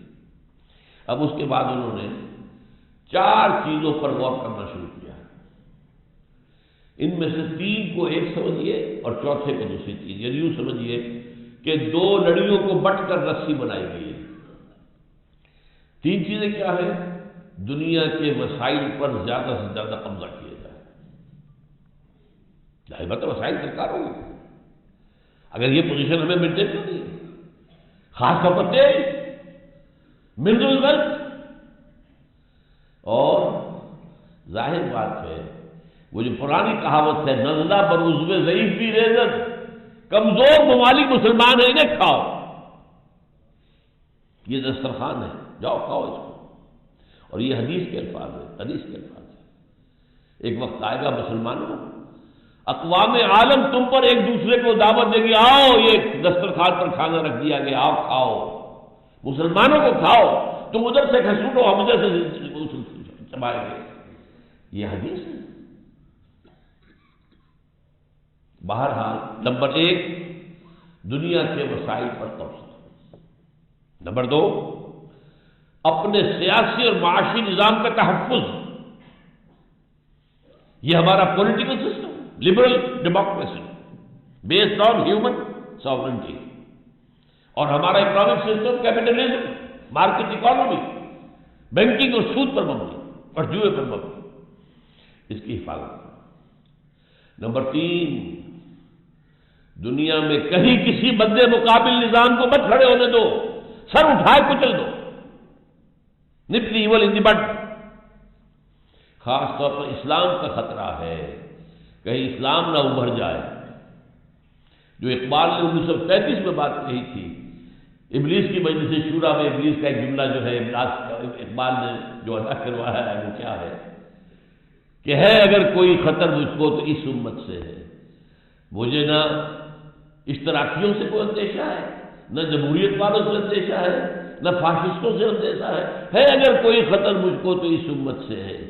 اس کی خاکستر میں ہے اب تک شرار آرزو. لیکن میں لمبی نظم اب نہیں پڑھ سکتا، آخری شعر سنا رہا ہوں. اصل حاضر کے تقاضاؤں سے ہے لیکن یہ خوف ہو نہ جائے آشکارا شرع پیغمبر، کہیں محمد کی شریعت دنیا کے سامنے نہ آ جائے، محمد کا نظام نہ آ جائے صلی اللہ علیہ وسلم. ظاہر بات ہے میں نے جو تانے بانے سکھائے ہیں لوگوں کو، یہ اشتراکی نظام اور یہ فلانا نظام، یہ فاشسٹ نظام، یہ نیشنلزم اور یہ جو ہے یہ ساری چیزیں دنیا کے اندر سیکولرزم اور سیکولرزم بجائے اللہ کی حاکمیت کے انسانی حاکمیت، یہ سب یہ تو تارو پود بکھر جائے گا اگر کہیں عصر حاضر کے تقاضاؤں سے ہے لیکن یہ خوف ہو نہ جائے آشکارا شرع پیغمبر. کہیں چنانچہ ہسٹوریکل فیکٹ بتا رہا ہوں آپ کو میں. جب یہ یو ایس ایس آر کا خاتمہ ہوا ہے، تحلیل ہو گئی، اور اس کے بعد یہ جو نیٹو ہے اس کو اثر نو آرگنائز کرنے کی کوشش شروع ہوئی، توسیع اور ممالک ملاؤ نیٹو کے اندر اور لاؤ. وہ تو 80 علم پورے کرنے ہیں، ان کو 80 علموں کے ساتھ آئیں گے یہ، لہذا نیٹو اثر نو آرگنائز ہو رہی ہے. اس وقت کسی نے پوچھا نیٹو کے چیف سے، اب تمہیں کیا ضرورت ہے نیٹو کی؟ یہ نیٹو سیٹو سینٹو یہ تو تم نے بنائے تھے کمیونزم کو روکنے کے لیے، اب تو کمیونزم ختم ہو گیا. انہوں نے جواب دیا تھا اب ہمیں اسلامک فنڈامنٹلزم سے اندیشہ ہے. ایک اینمی ہے، اندیشہ ہے. مسلمانوں اگرچہ سوئے ہوئے ہیں، غافل ہیں، لیکن ان کی خاکستر میں ہے اب تک شرار آرزو. جیسے انگارہ ہوتا ہے، انگارے کے اوپر راکھ آ جائے نظر نہیں آتا کہ انگارہ ہے، اندر دہک رہی ہوتی آگ. امت مسلمہ کے اندر آگ دہک رہی ہے، ہمیں اس کو بجھانا ہے. اصل حاضر کے تقاضاؤں سے ہے لیکن یہ خوف ہو نہ جائے آشکارا شرع پیغمبر کی. یہ 3 لڑیاں تو ملا کر ایک بنا لیجیے. مسلمان ممالک کے وسائل پر قبضہ، اپنے نظام کی مالیاتی اور سیاسی نظام کا دفاع. کوئی نظام خاص طور پر اسلامی اگر سامنے آئے کچھ نہیں. اور دوسری لڑی کیا ہے؟ اس کے اندر پھر 4 ہیں. ایک ہے زائنسٹ جو ہے ایجنڈا، زائنسٹ، اور زائنسٹ میں یہودی بھی ہے، عیسائی بھی ہے، کرسچن زائنسٹ اور جیوش زائنسٹ. ان کا ہے 4 نکاتی ایجنڈا. آرمگیڈون فوراً ہونی چاہیے، جنگ ہونی چاہیے. چنانچہ ایک کتاب میں لکھی گئی تھی، سمجھے ایک کتاب نے Halsell, Grace Halsell نے کتاب لکھی تھی 1999 میں. باقاعدہ امریکہ کی جنوبی ریاست سے، ڈینور سے ایک گروپ جا کر وہاں پر انہوں نے مسجد اقصیٰ کے نیچے اسرائیل کے اندر سرنگیں کھود کر اڑانے کا پروگرام بنا لیا تھا مسجد اقصیٰ کو 1999 میں. وہ سمجھتے ہیں کہ مسجد اقصیٰ کو اڑائیں گے تو بڑی جنگ ہوگی، تب مسلمان کھڑا ہوگا. مسلمان کا جوش جو ہے وہ خاص طور پر نوجوانوں کا. لہذا ان کے 4 نکاتی پروپیگنڈے میں پہلی بات کیا ہے؟ آرمگیڈون. اور آرمگیڈون کے نتیجے میں گریٹر اسرائیل قائم ہو جائے. اور جیسا کہ میں نے آپ کو بتایا وہ ہو جائے گا۔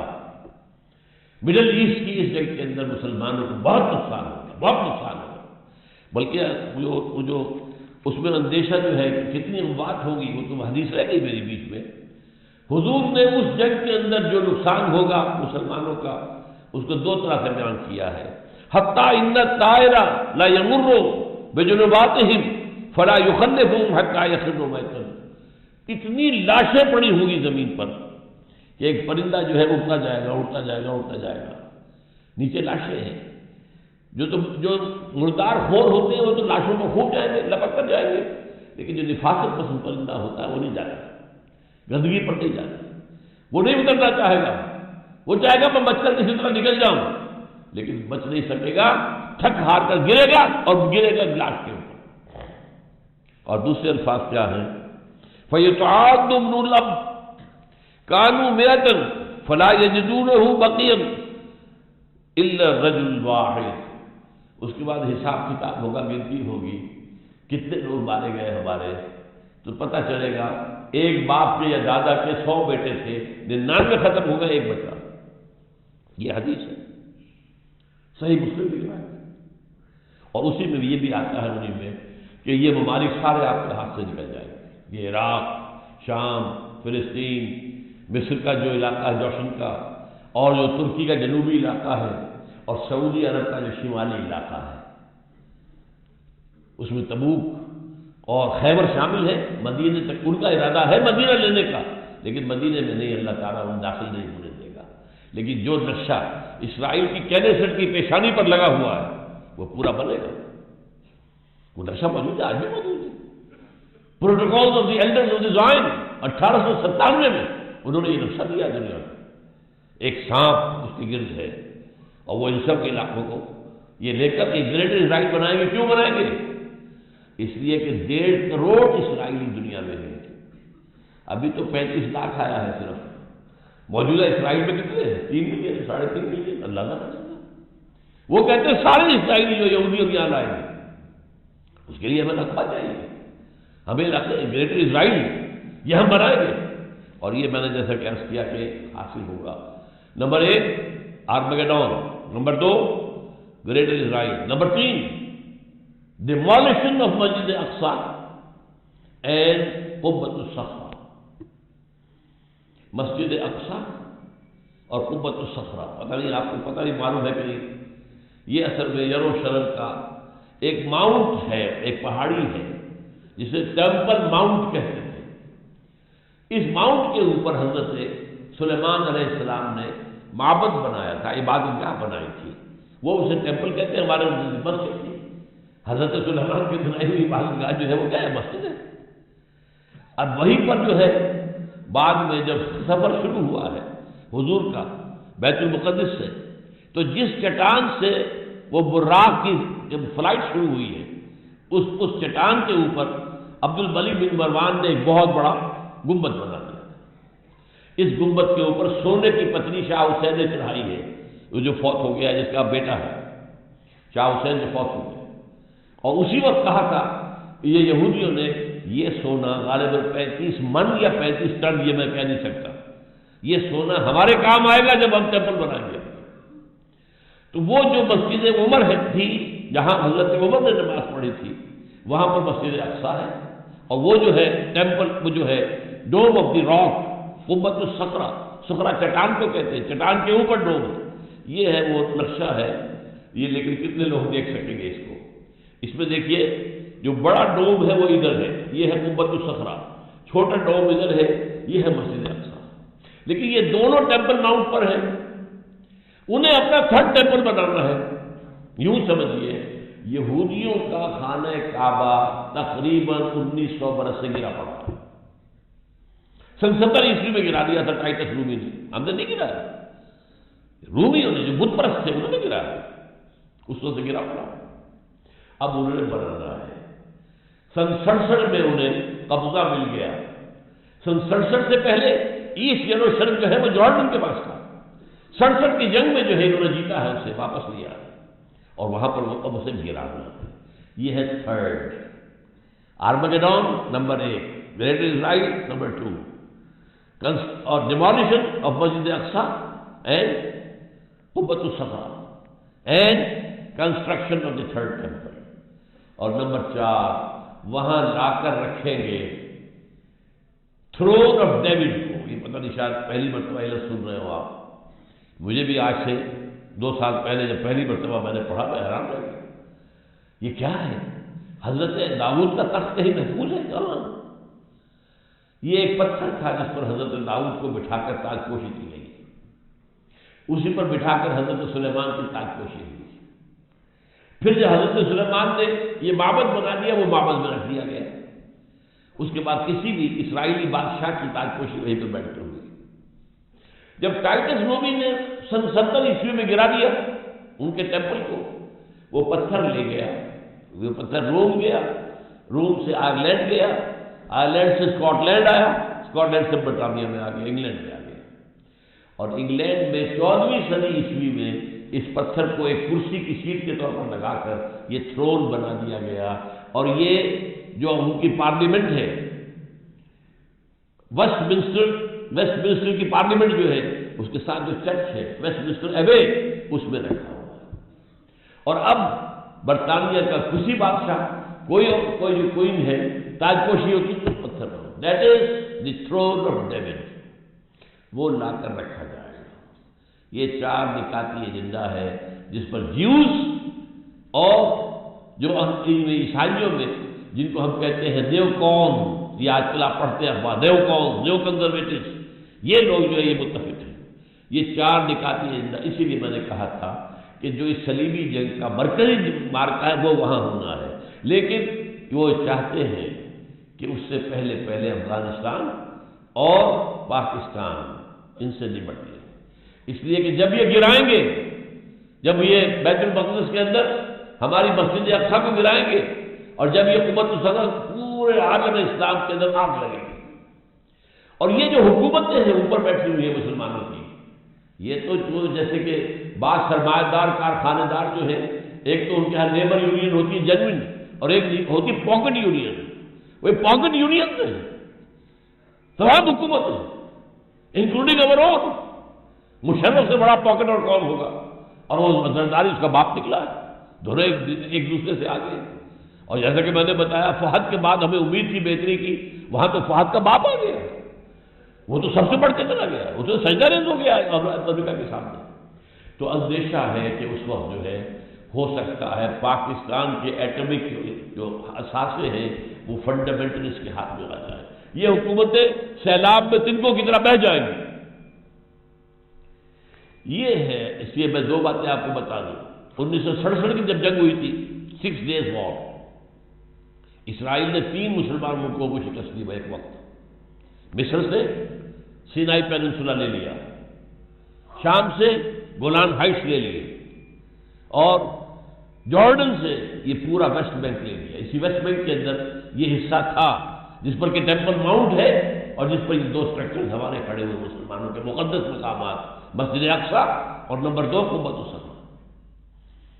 اس وقت جو ہے انہوں نے جشن منایا تھا 1967 میں، اپنی فتح کا جشن منایا پیرس میں، اور وہاں تقریر کی تھی بن گوریون نے. بن گوریون ہوا the first prime minister of Israel, اور اس نے یہ کہا تھا ہمیں کسی عرب ممالک سے کوئی خطرہ نہیں، ہمیں خطرہ صرف پاکستان سے.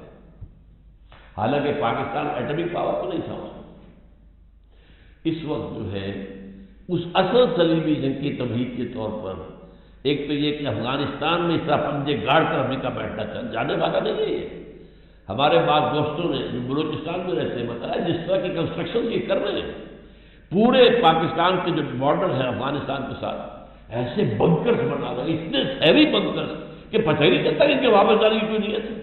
یہ پنجے گاڑ پر بیٹھیں گے. کیوں بیٹھیں گے؟ انہیں پتہ ہے حدیث رسول کا کہ جب وہ آخری مرحلہ آئے گا جنگوں کا تو اس کے بعد یہاں سے فوجیں جائیں گی جو حضرت عیسیٰ علیہ السلام کے ساتھ ہو کر جنگ کریں گے یہودیوں کے ساتھ. وہ آخری مرحلہ، وہ دوسرا دور جو آنا ہے. یہ پہلے دور کی بات میں کر رہا ہوں، دوسرے دور کا اینڈ آپ کو بتا رہا ہوں. اور حضور نے یہ بھی بتایا کہ جب مہدی آئیں گے تو ان کی مدد کے لیے یہ مشرق کی طرف سے فوجیں آئیں گی، مشرق میں پاکستان. بہرحال اس لیے وہ ان دونوں کا معاملہ جو ہے پاکستان کے کم سے کم ایٹمک دانت توڑ دے، ایٹمک دانت، اور وہ ہمارے اندر گھس چکے ہیں، ہمارے گھروں میں گھس چکے ہیں۔ اسلام آباد کا گھیراؤ ہے، سہالہ میں ان کا مرکز ہے، اور جو امریکہ کی ایمبیسی ہے وہ کیا ہے، کہا جا رہا ہے کہ میری پینٹیگون بن رہی ہے وہاں، سینکڑوں مکان اسلام آباد میں نہیں ہے، سینکڑوں مکانات انہوں نے پشاور میں نہیں ہے، پشاور کا جو ہے 5 اسٹار ہوٹل ٹوٹل ان کے قبضے میں ہے، ہماری بعض جو ہے ایئرپورٹ ان کے قبضے میں ہے، ہمارا وزیر اعظم یہ صدر بھی نہیں جا سکتا وہاں پر، کسی اور پاکستانی آفیسر کی جانے کا کیا سوال، ناٹ ایون یور پریزیڈنٹ اور your prime minister can go there, وہ ان کے اپنے ہیں۔ تو یہ تو در حقیقت سورہ بنی اسرائیل میں الفاظ آئے ہیں، فَإِذَا جَاءَ وَعْدُ أُولَاهُمَا بَعَثْنَا عَلَيْكُمْ عِبَادًا لَنَا أُولِي بَأْسٍ شَدِيدٍ فَجَاسُوا خِلَالَ الدِّيَارِ، وہ تو ہمارے اندر گھس چکے ہیں، ہمارے گھروں میں گھس چکے ہیں، جب چاہیں تو کر لیں، اس کے لیے انہیں کوئی بہانا چاہیے۔ یہ ہمارے ہاں سارے جو ہو رہے ہیں، یہ اتنے بڑے بڑے دھماکے جو کراچی میں ہوا ہے، یہ تو خود کچھ بھی نہیں ہے، یہ کہاں سے ہو رہا ہے؟ ریموٹ کنٹرول، کہاں سے انہیں اس قسم کا جو مواد مل رہا ہے، اس قسم کا بارود کہاں سے مل رہا ہے، کون؟ یہ سب امریکہ کا معاملہ ہے۔ وہ چاہتا ہے پاکستان میں خانہ جنگی کی صورت پیدا ہو جائے تو ہمیں موقع مل جائے، وی شل انٹر، نیٹو فورسز آئیں گی مغرب سے اور بھارتی فورسز آئیں گی مشرق سے، تاکہ ہم پاکستان کا ایٹمی ہتھیار ختم کریں۔ اس کے بعد Pakistan will be at the mercy of Bharat, معاذ اللہ ثم معاذ اللہ، یہ ان کے نقشے ہے، ہوگا کیا وہ اللہ جانتا ہے۔ ہمارا کام کیا ہے، یہ ساری چیزیں بھی ہمیں معلوم ہونی چاہیے، اویئرنیس ہونی چاہیے۔ We are where do we stand, where we are heading, جا کہاں رہے ہیں، یہ انسانیت کا جو قافلہ چلے جا رہا ہے، کیا حالات آنے والے ہیں۔ آخر حضور نے یوں ہی تو خبریں نہیں دی، کوئی آپ کی ہابی تو نہیں تھی معاذ اللہ، یہ نبوت کا فنکشن ہے جو آپ نے ادا کیا، خبریں دی۔ یہ جو نقشہ ہے یہ آپ کو میرے 2 کتابچے ہیں، میں نے آج سے چند سال پہلے تقریر 2 کی تھی، ایک ہے موجودہ عالمی حالات میں اسلام کا مستقبل، اور ایک ہے پاکستان کے وجود کو لاحق خطرات و خدشات۔ ان دونوں کے اندر میں نے یہ تصویر، اس کا بیک گراؤنڈ، یہ 2001 میں یہ مضمون لکھا گیا ہے، 9/11 سے 2 مہینے پہلے لکھا گیا ہے۔ امریکہ کا ایک رسالہ ہے جس میں یہ شائع ہوا ہے، اور وہ یہ وہاں کے نیو کانسٹرکشن سے بڑا رسالہ ہے، ملینز کی تعداد میں چھپتا ہے۔ جملہ سنیے، most people think that crusades are a matter of the past, over forever. Most people think that crusades are a matter of the past, over forever. But they are wrong. Preparations are being made. ہو رہی ہے تیاریاں for the last crusade, which will be the bloodiest of all. آخری صلیبی جنگ کی تیاریاں ہو رہی ہیں جو کہ خونریز ترین ہوگی، وہ جو 170 برس کے اندر جو بھی ہوئی تھی خونریزی، اس سے کہیں بڑھ کر خونریزی جو ہے اس آخری صلیبی جنگ میں ہونے والی ہے۔ ناظرین، اس خطاب کا بقیہ حصہ محترم ڈاکٹر اسرار احمد رحمۃ اللہ علیہ نے اسی روز ایک علیحدہ نشست میں بیان فرمایا۔ بیان کا بقیہ حصہ ملاحظہ فرمائیں۔ میں نے آپ کو بتایا تھا کہ جن ملاحم کا، جنگوں کا ذکر ہے احادیث میں، اس کے 2 دور ہیں قریب قیامت جو ہونے والی جنگیں۔ پہلی جنگ یہ صلیبی جنگ جو ہم پر مسلط ہو گئی ہے، ایک دور ہے یہ۔ پہلی صلیبی جنگ بھی 177 برس جاری رہی تھی، یہ بھی بہت لمبی چلے گی، معمولی بات نہیں ہے۔ لیکن اس کے بعد پانسا پلٹے گا۔ پہلی جنگوں کے اندر مسلمانوں کو بہت نقصان ہوگا، خصوصاً عربوں کو، وہ حدیث میں سنا چکا ہوا، پھر پانسا پلٹے گا۔ تو میں وہ چیز لا چاہتا ہوں آج آپ کے سامنے۔ دیکھیے، میں نے یہ کہا تھا کہ یہ جنگیں جو ہیں یہ 2 طرح کی، ان میں ہو کیا رہا ہے، بلکہ اس سے بھی ذرا آگے بڑھ کر میں آپ کو بتاؤں کہ اس وقت دنیا میں ایک عام مشاہدہ ہے کہ مسلمان کا خون پانی کی طرح بہہ رہا ہو گیا، مانند آب ارزاں مسلمان کا لہو۔ یہ مختلف قسم کی جنگیں ہیں جن میں مسلمانوں کا خون بہ رہا، آج اور کسی کا نہیں بہ رہا، مسلمانوں کا، دوسرا نہ ہونے کے برابر۔ ایک جنگ جیسے ایک اسرائیل اور عرب فلسطینیوں کی جنگ 60 برس سے جاری، ایک کشمیر اور بھارت کی جگہ 60 برس سے جاری ہے۔ ایک جنگیں وہ ہیں جو کچھ مسلمان ملکوں میں، کچھ غیر مسلم اکثریت کے ملکوں میں، یہاں مسلمانوں کے کچھ علاقے ہیں کہ جن میں ان کی اکثریت ہے، وہ چاہتے ہیں ہمیں آزادی ملے، ہم اسلام نافذ کریں۔ یہ جنگ فلپائن میں ہو رہی ہے، تھائی لینڈ میں ہو رہی ہے، چچنیا میں ہو رہی ہے، روس کا علاقہ چچنیا، چائنا میں اب شروع ہو چکی ہے سنکیانگ کے اندر، مسلمانوں کا صوبہ ہے۔ ایک خواہش ہے، ایک یہ جنگیں ہیں۔ وہ جنگ جن کا میں ذکر کر رہا ہوں، صلیبی جنگ، وہ اصل میں شروع ہوئی ہے افغانستان پر حملے کے ذریعے سے، اور اس میں نے جو آج دن میں بتائے تھے مقاصد کیا ہے؟ ایک تو یہ کہ امریکہ کو جو پوزیشن حاصل ہو گئی ہے اس وقت دنیا میں، the sole supreme power on earth, اس پوزیشن کو کیسے قائم رکھا جائے۔ لہذا 3 مقاصد ہیں۔ دنیا کے وسائل پر قبضہ کیا جائے، خاص طور پر مسلمانوں کے، وہ کمزور ہیں، نزلہ بروز میں ضعیف بھی دے گا، اور اپنا نظام جو ہے دجالی نظام سیاسی اور معاشی، اس کو پوری طرح محفوظ رکھا جائے، اور کہیں پر بھی اسلام کا نظام ابھرنے نہ پائے۔ اگر سر میں اٹھا تو کچھ نہیں۔ اور ایک ہے جو کہ زائدس ایجنڈا ہے، وہ میں تفصیل سے بیان کر چکا ہوں۔ آرمگیڈون بڑی عظیم جنگ ہونی چاہیے، اس کے نتیجے میں گریٹر اسرائیل قائم ہونا چاہیے، پھر مسجد اقصیٰ اور قبۃ الصخرہ گرایا جانا چاہیے، اور 3rd ٹیمپل یہودیوں کا تعمیر کرنا چاہیے، اور اس میں لا کر تھرون آف ڈیوڈ رکھنا چاہیے۔ یہ 4 جوش، زائنسٹ اینڈ کرسچن زائنسٹ، نیو کونز متفق ہیں ان 4 باتوں پر۔ 5ویں بات میں اختلاف ہے۔ عیسائیوں کے نزدیک پھر حضرت مسیح ابن مریم نازل ہوں گے اور حضرت داؤد کے تخت پر بیٹھ کر پوری دنیا پر حکومت کریں گے۔ یہ عیسائیوں کا ایجنڈا ہے۔ یہودیوں کے نزدیک ان کا مسیحا جس کے وہ منتظر ہیں، مسیح جو ہوگا دجال، وہ آئے گا، وہ بیٹھے گا اور وہ پوری دنیا پر حکومت کرے گا۔ اب ان چیزوں کو سامنے رکھیے اور اب نوٹ کی تجزیہ کیجئے کہ کہاں کہاں یہ جنگیں ہوئی ہیں۔ افغانستان میں کیوں ہوئی؟ نمبر 1، وہاں پر بھی بڑے بہت تیل کے اور منرل جو ہے بہت بڑی دولت ہے، اور کمزور ملک ہے، ہتھیار ہے۔ نمبر 2،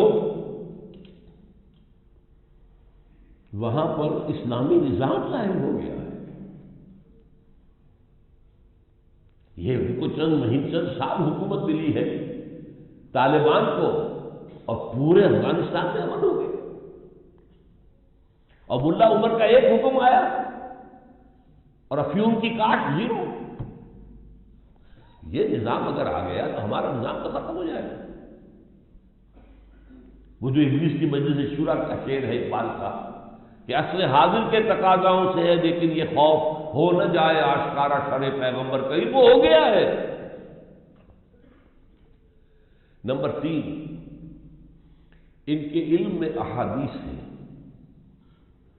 یہودی عالم ہیں، بڑے بڑے علماء ہیں کیا۔ آپ کو معلوم ہے حضور کے زمانے میں بھی جو یہودی تھے علماء، وہ حضور کو ایسے پہچانتے تھے جیسے اپنے بیٹوں کو پہچانتے ہیں۔ قرآن کہتا ہے یعرفونہ کما یعرفون ابناءہم، مانا نہیں ضد، ہٹ گرمی، تعصب، تکبر، یہ یہودی بھی جانتے ہیں۔ حضور کی حدیث ہے یخرج من خراسان رایات سود لا یردها شیء حتی تنصب بإیلیاء۔ حضور نے فرمایا اس خراسان کے علاقے سے کالے علم لے کر جو ہے فوجیں چلیں گی اور ان کا کوئی راستہ روک نہیں سکے گا، یہاں تک کہ یروشلم میں جا کر جھنڈے کاٹ دیے جائیں۔ جو یہودیوں کے پاس یروشلم ہے، اسے لینے والے کون ہوں گے؟ خراسان سے آئیں گے۔ میں نے آج دن میں بھی آپ کو کہا تھا، پہلی صلیبی جنگ میں جب ہم سے یروشلم گیا، کھونے والے کون تھے؟ عرب۔ واپس لینے والے کون تھے؟ صلاح الدین ایوبی، کرد عرب میں۔ اب جو یہودیوں کے قبضے میں گیا ہے، کھونے والے کون تھے؟ عرب۔ واپس لینے والے کون ہوں گے؟ عرب نہیں، خراسان۔ یہ خراسان وہ ملک تھا حضور کے زمانے میں جس کا مرکز تو افغانستان ہے، اور پاکستان کے بھی پختون علاقے اسی میں شامل ہیں، اور ایران کا بھی ایک جو صوبہ ہے خراسان کے نام سے، وہ بھی اس میں، اور یہ سینٹرل ایشیا کی ریاستیں بھی اس میں تھی۔ یہاں سے فوجی چلیں گے، وہاں سے تو کسی صورت میں بھی امریکہ نہیں نکلے گا، وٹ کم وٹ میں۔ تو میں صبح بتا چکا ہوں کہ کس قسم کی کنسٹرکشنز وہ کر رہے ہیں، کتنی فورٹیفیکیشنز کر رہے ہیں، کتنی زبردست تعمیرات کر رہے ہیں۔ یہ جانے والے نہیں ہیں کہ 11 مہینے میں نکل جائیں گے، نہ ہو۔ اور ایک اور گواہی کیا ہے، ٹوائنبی کی گواہی میں نے صبح پیش کی تھی کہ 21ویں صدی کے اندر جو جنگ ہوگی وہ کیپیٹلزم اور کمیونزم کے درمیان نہیں ہوگی، because communism will not be able to sustain itself. وہ اصل جنگ ہوگی عیسائیوں اور مسلمانوں کے درمیان۔ اسی ٹوائنبی کا ایک قول ہے 1930 کا، افغانستان میں بیسک اسلامک تہذیب کی جڑیں مضبوط ہیں، اور اسلامک سویلائزیشن کا احیاء افغانستان سے ہوگا۔ یہ قول ہے ٹوائنبی کا۔ لہذا افغانستان پر تو ان چیزوں کی وجہ سے انہوں نے قبضہ کیا ہے، اور یہاں سے وہ ٹلنے والے نہیں ہیں۔ اور آپ کو معلوم ہے افغانستان پر حملے کے لیے جتنی بڑی کولیشن بنی ہے، عراق کے لیے نہیں بن سکی، کیونکہ عراق میں سے کسی اسلام کا تو سوال ہی نہیں تھا، کسی اسلامی نظام کا سوال نہیں تھا۔ عراق میں صرف تیل، اور دوسرا پوائنٹ کیا تھا، وہ سمجھتے تھے کہ it will be the first step towards the establishment of greater Israel. آپ میں سے شاید کسی کو ہوش ہو نہ ہو، جب صدام کی حکومت ختم ہوئی ہے تو شیرون جو اس وقت تھا وزیر اعظم اسرائیل کا، اس نے کہہ دیا تھا ان قریب عراق پر ہماری حکومت ہوگی، اس لیے عراق پر۔ تیسرے نمبر پر ہے پاکستان کا معاملہ جو ہے۔ اب انہوں نے 9/11 کے جو حادثہ خود کیا، وہ میں آپ کو سنا چکا ہوں یہ فقرہ اس کا۔ یہ جو ہے Gerald Flurry, editor of the Philadelphia Trumpet, آپ میں سے جو لوگ بھی انٹرنیٹ وغیرہ سے نکال سکتے ہوں تو دی فلاڈلفیا ٹرمپٹ ایک بہت بڑا رسالہ ہے، ملینز کی تعداد میں شائع ہوتا ہے فلاڈلفیا سے، اور اس کا جو اگست 2001 کا پرچہ ہے، اگست کا، یعنی 9/11 سے ایک مہینے پہلے، اس میں یہ لکھ رہا ہے many people think that crusades are a thing of the past, over forever, but they are wrong. Preparations are being made. تیاریاں ہو رہی ہیں۔ یہ گھر کا بیبی بول رہا ہے، امریکہ میں بیٹھا ہوا بول رہا ہے، تیاریاں ہو رہی ہیں کس بات کی؟ Preparations are being made for the last crusade, which will be the bloodiest of all. اس کروسیڈ کے لیے تیاریاں ہو رہی ہیں جو سب سے زیادہ خونریز ہوگی۔ افغانستان کا حملہ اس کے اعتبار سے تھا۔ اب اس میں افغانستان کے ساتھ پاکستان کیوں نچھی ہو گیا ہے؟ ایک تو پاکستان کا بھی پختون علاقہ جو ہے، وہاں شریعت کی تحریک، وہاں غلط لوگ شامل ہو گئے، غلط چیزوں پہ چل نکلے، خود غلطیاں تھیں، کچھ بدماش لوگ آ گئے، بہتی گنگا میں ہاتھ دھوئے انہوں نے، کچھ امریکی ایجنٹ آ گئے، وہ دوسری بات ہے، میں اس میں تصویر میں نہیں جانا چاہتا۔ لیکن یہ تو معلوم ہے نا کہ وہاں پر اسلامی تہذیب جو ہے بقیہ پاکستان کے مقابلے میں اس کی جڑیں گہری ہیں۔ But مسلمانوں کے اندر عام طور پر نماز روزے کا معاملہ جو ہے وہ بہت پختہ ہے، بہت پکا ہے، پردہ بہت پکا ہے۔ پاکستان جو ہے اس کے پاس ایٹم کی صلاحیت ہے۔ اب یہ اگر اپنے ایجنڈے پر آگے بڑھتے ہیں تو میں نے صبح بتایا تھا کہ پورے عالم اسلام میں طوفان آئے گا۔ مسجد اقصیٰ کو گرائیں، قبۃ الصخرہ کو گرائیں تو پورے عالم اسلام کے اندر طوفان آ جائے گا، اور نوجوان جوش میں آئے گا خون۔ ہماری یہ حکومتیں جو ہیں یہ امریکہ کی پاکٹ یونین سے یہ تنکوں کی طرح بہ جائیں گی، اور پھر اندیشہ ہے، ان کا صحیح اندیشہ ہوگا کہ پھر ایٹمک اثاثے ان کے ہاتھ میں آ سکتے ہیں جو کہ فنڈامنٹلسٹ ہیں۔ لہذا انہوں نے پاکستان کے دانت توڑنے ہی توڑے، پاکستان کے ایٹمک دانت توڑے، اور اس کے لیے اب یہ جو دھماکہ ہوا ہے آپ کا عاشورہ کے روز، اس کا تو پتہ ہی نہیں چل رہا۔ پہلے خیال تھا خودکش، معلوم نہیں یہ تو ریموٹ کنٹرول تھا، جو بارود ان کے پاس تھا وہ کہاں سے آ گیا، وہ تو ہوتا ہی نہیں۔ جس طریقے سے یہ ہو رہا ہے یہ تو کوئی بڑی طاقت پیچھے ہے، بڑی قوت پیچھے ہے، اور وہ کیا ہے؟ امریکہ اور بھارت یہ چاہتے ہیں کہ پاکستان میں بدامنی پیدا ہو جائے، خانہ جنگی کی کیفیت پیدا ہو جائے، تاکہ ہمیں جواب مل جائے کہ ادھر سے بھارت کی فوجیں داخل ہوں، ادھر سے امریکہ کی نیٹو کی فوجیں آئیں، اور ہمارے کم سے کم جو ایٹمی داخل ہو، پھر ہم پاکستان جو ہے بھارت کے رحم و کرم پر ہوگا۔ یہ پروگرام ہے جو اس وقت دنیا کے اندر چل رہا ہے، اور ہم گویا کہ پھنس کر رہ گئے ہیں۔ اب در حقیقت جو ہے یہ کروسیڈ شروع ہوا ہے، اور آپ کو معلوم ہے یہ بش کی زبان سے یہ لفظ نکل گیا تھا، بعد میں اس نے اس کو واپس لیا کہ غلطی سے نکل گیا۔ This crusade, this war on terrorism, is going to take a while, and the American people must be patient. جیسے اس کے باپ نے کہا تھا پہلی خلیج کی جنگ کے بعد کہ اب نیو ورلڈ آرڈر کا وقت آ گیا، یہ میں آج صبح بیان کر چکا ہوں، اسی طرح بیٹے نے کیا کہا؟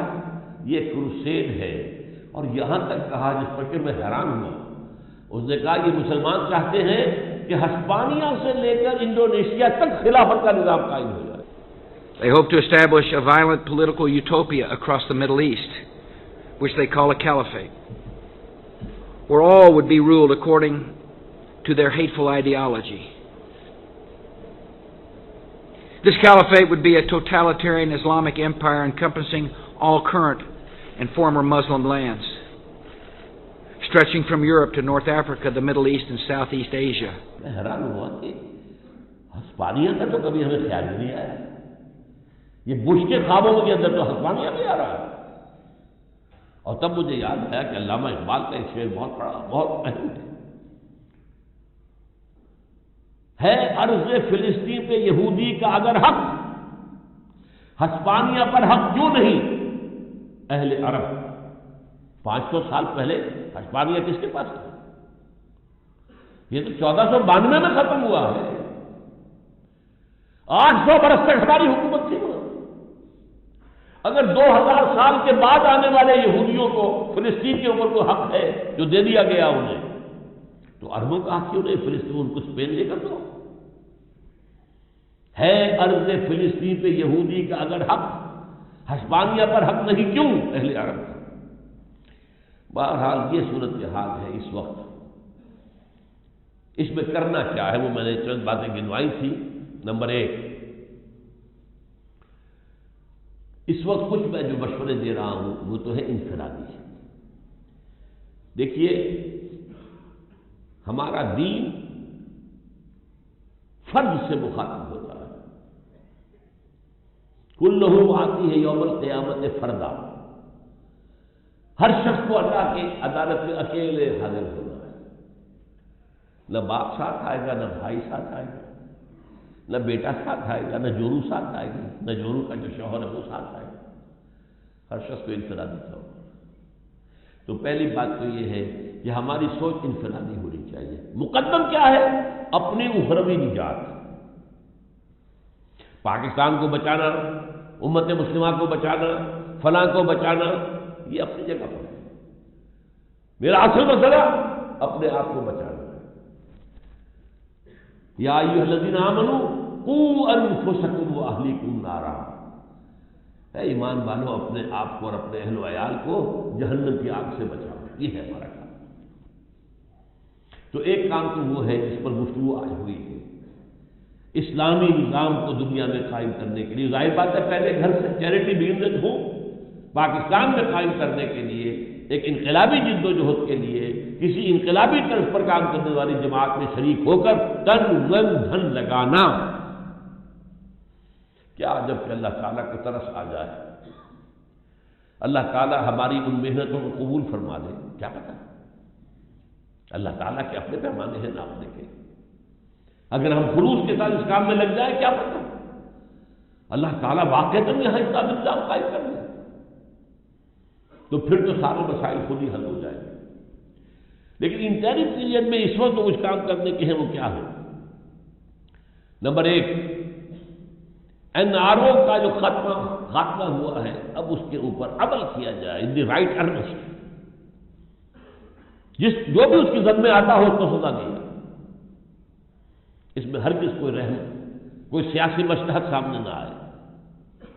اسی طرح جو قرضے لینے کے بلینز کے معاف کروائے گئے ان کی ہڈیوں میں سے نکالا جائے،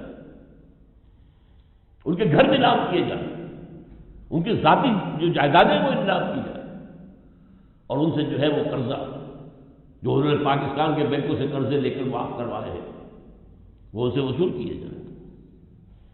نمبر 3، امریکہ کو الوداعی سلام کہا جائے، جاؤ دفع ہو جاؤ، وی ڈونٹ نیڈ یو، ہم اپنے پاؤں پر کھڑے ہیں، سینکشن لگانی ہے لگا دو۔ کبھی بھٹو نے کہا تھا کہ ہم گھاس کھا لیں گے لیکن ایٹم بم ضرور بنائیں گے، اب ہمیں کہنا چاہیے کہ ہم گھاس کھا لیں گے لیکن امریکہ کی غلامی سے نجات پائیں گے۔ نمبر 4، صوفی محمد اب بھی پھر جیل میں پڑے ہوئے ہیں، ان کو نکالا جائے، ان سے جو معاہدہ کیا تھا سرحد کی حکومت نے اس پر عمل کیا تھا کہ وہ اسلامی شرعی نظام عدالت کا قائم ہو جائے۔ تو واقعہ یہ ہے کہ یہی علاقہ جہاں خونریزی ہو رہی ہے، ہمارے فوجی مر رہے ہیں، جانیں دے رہے ہیں، اور جو وہاں مر رہے ہیں وہ بھی تو مسلمان ہیں۔ چلیے دیکھیے کوئی گمراہ مسلمان ہے تو مسلمان، خون تو دونوں طرف ہو گیا، مان لیجیے آپ اللہ مسلمان پیدا ہوں، اس کا راستہ بند کرنے کا یہی ہے کہ وہاں پر وہ شرعی نظام عدالت جو ہے وہ قائم کی جائے۔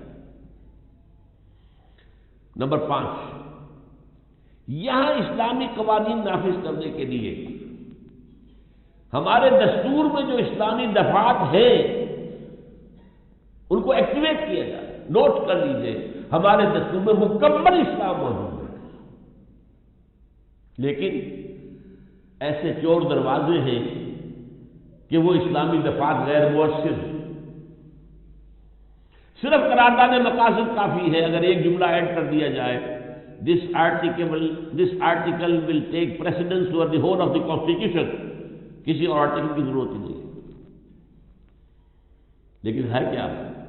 قرارداد مقاصد بھی ایک آرٹیکل ہے اور دوسرے آرٹیکل اور بھی ہیں۔ ہمارے ہاں کے چیف جسٹس نے نسیم حسن شاہ نے کہہ دیا تھا قرارداد مقاصد کو کوئی فوقیت حاصل نہیں ہے، بات ختم ہو گئی۔ ہمارے دستور میں صدر مملکت کو یہ اختیار ہے کہ اگر کسی شخص کو قتل کے اندر پھانسی کی سزا ہوئی ہے، سیشن سے سزا ہو گئی، ہائی کورٹ نے سزا دے دی، سپریم کورٹ نے سزا دے دی، لیکن صدر صاحب کو حق حاصل ہے کہ چاہے تو معاف کر دیں۔ تم ہوتے کون ہو؟ عمر کو تو یہ حق حاصل نہیں تھا، ابو بکر کو یہ حق حاصل نہیں تھا، عثمان کو حق حاصل نہیں تھا، علی کو حق حاصل نہیں تھا، تم ہو کون؟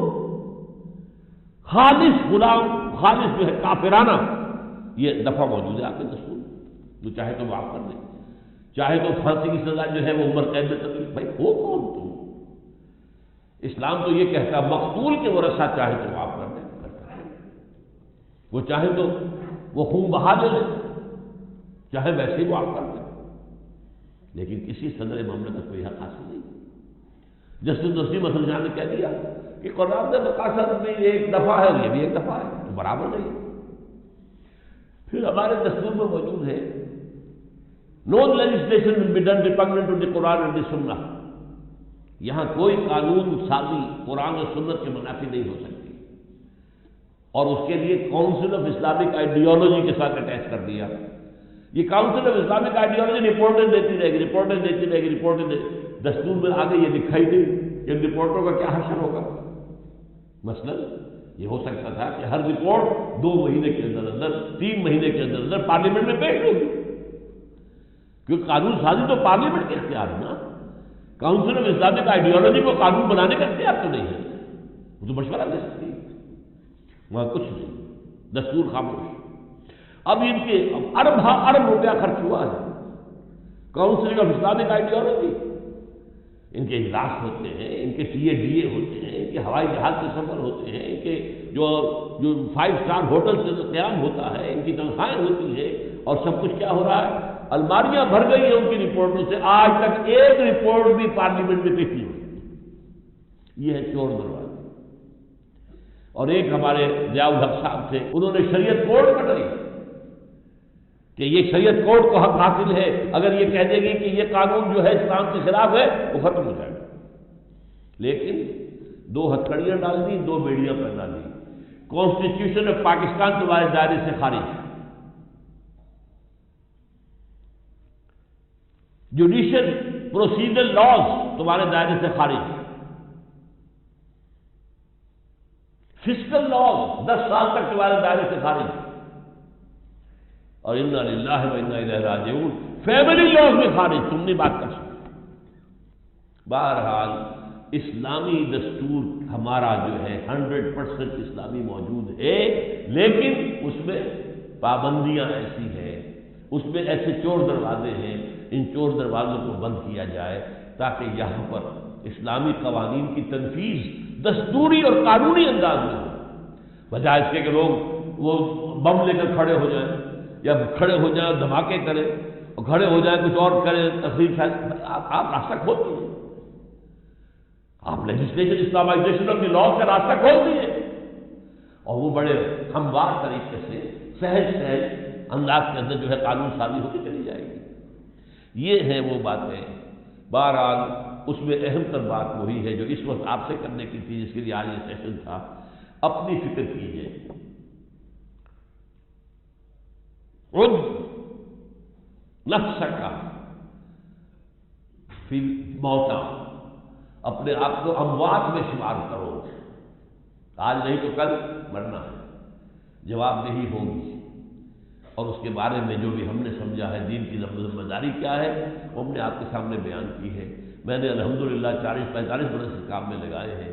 اب آج بھی میں نے ذرا میرا انداز، میں معذرت خواہ ہوں، میرا انداز زیادہ تلخ رہا ہے، لیکن میں نے پہلے ہی آپ سے کہہ دیا تھا کہ نوارا تلخ ترنی دن جو ذوق نغمہ کامیابی.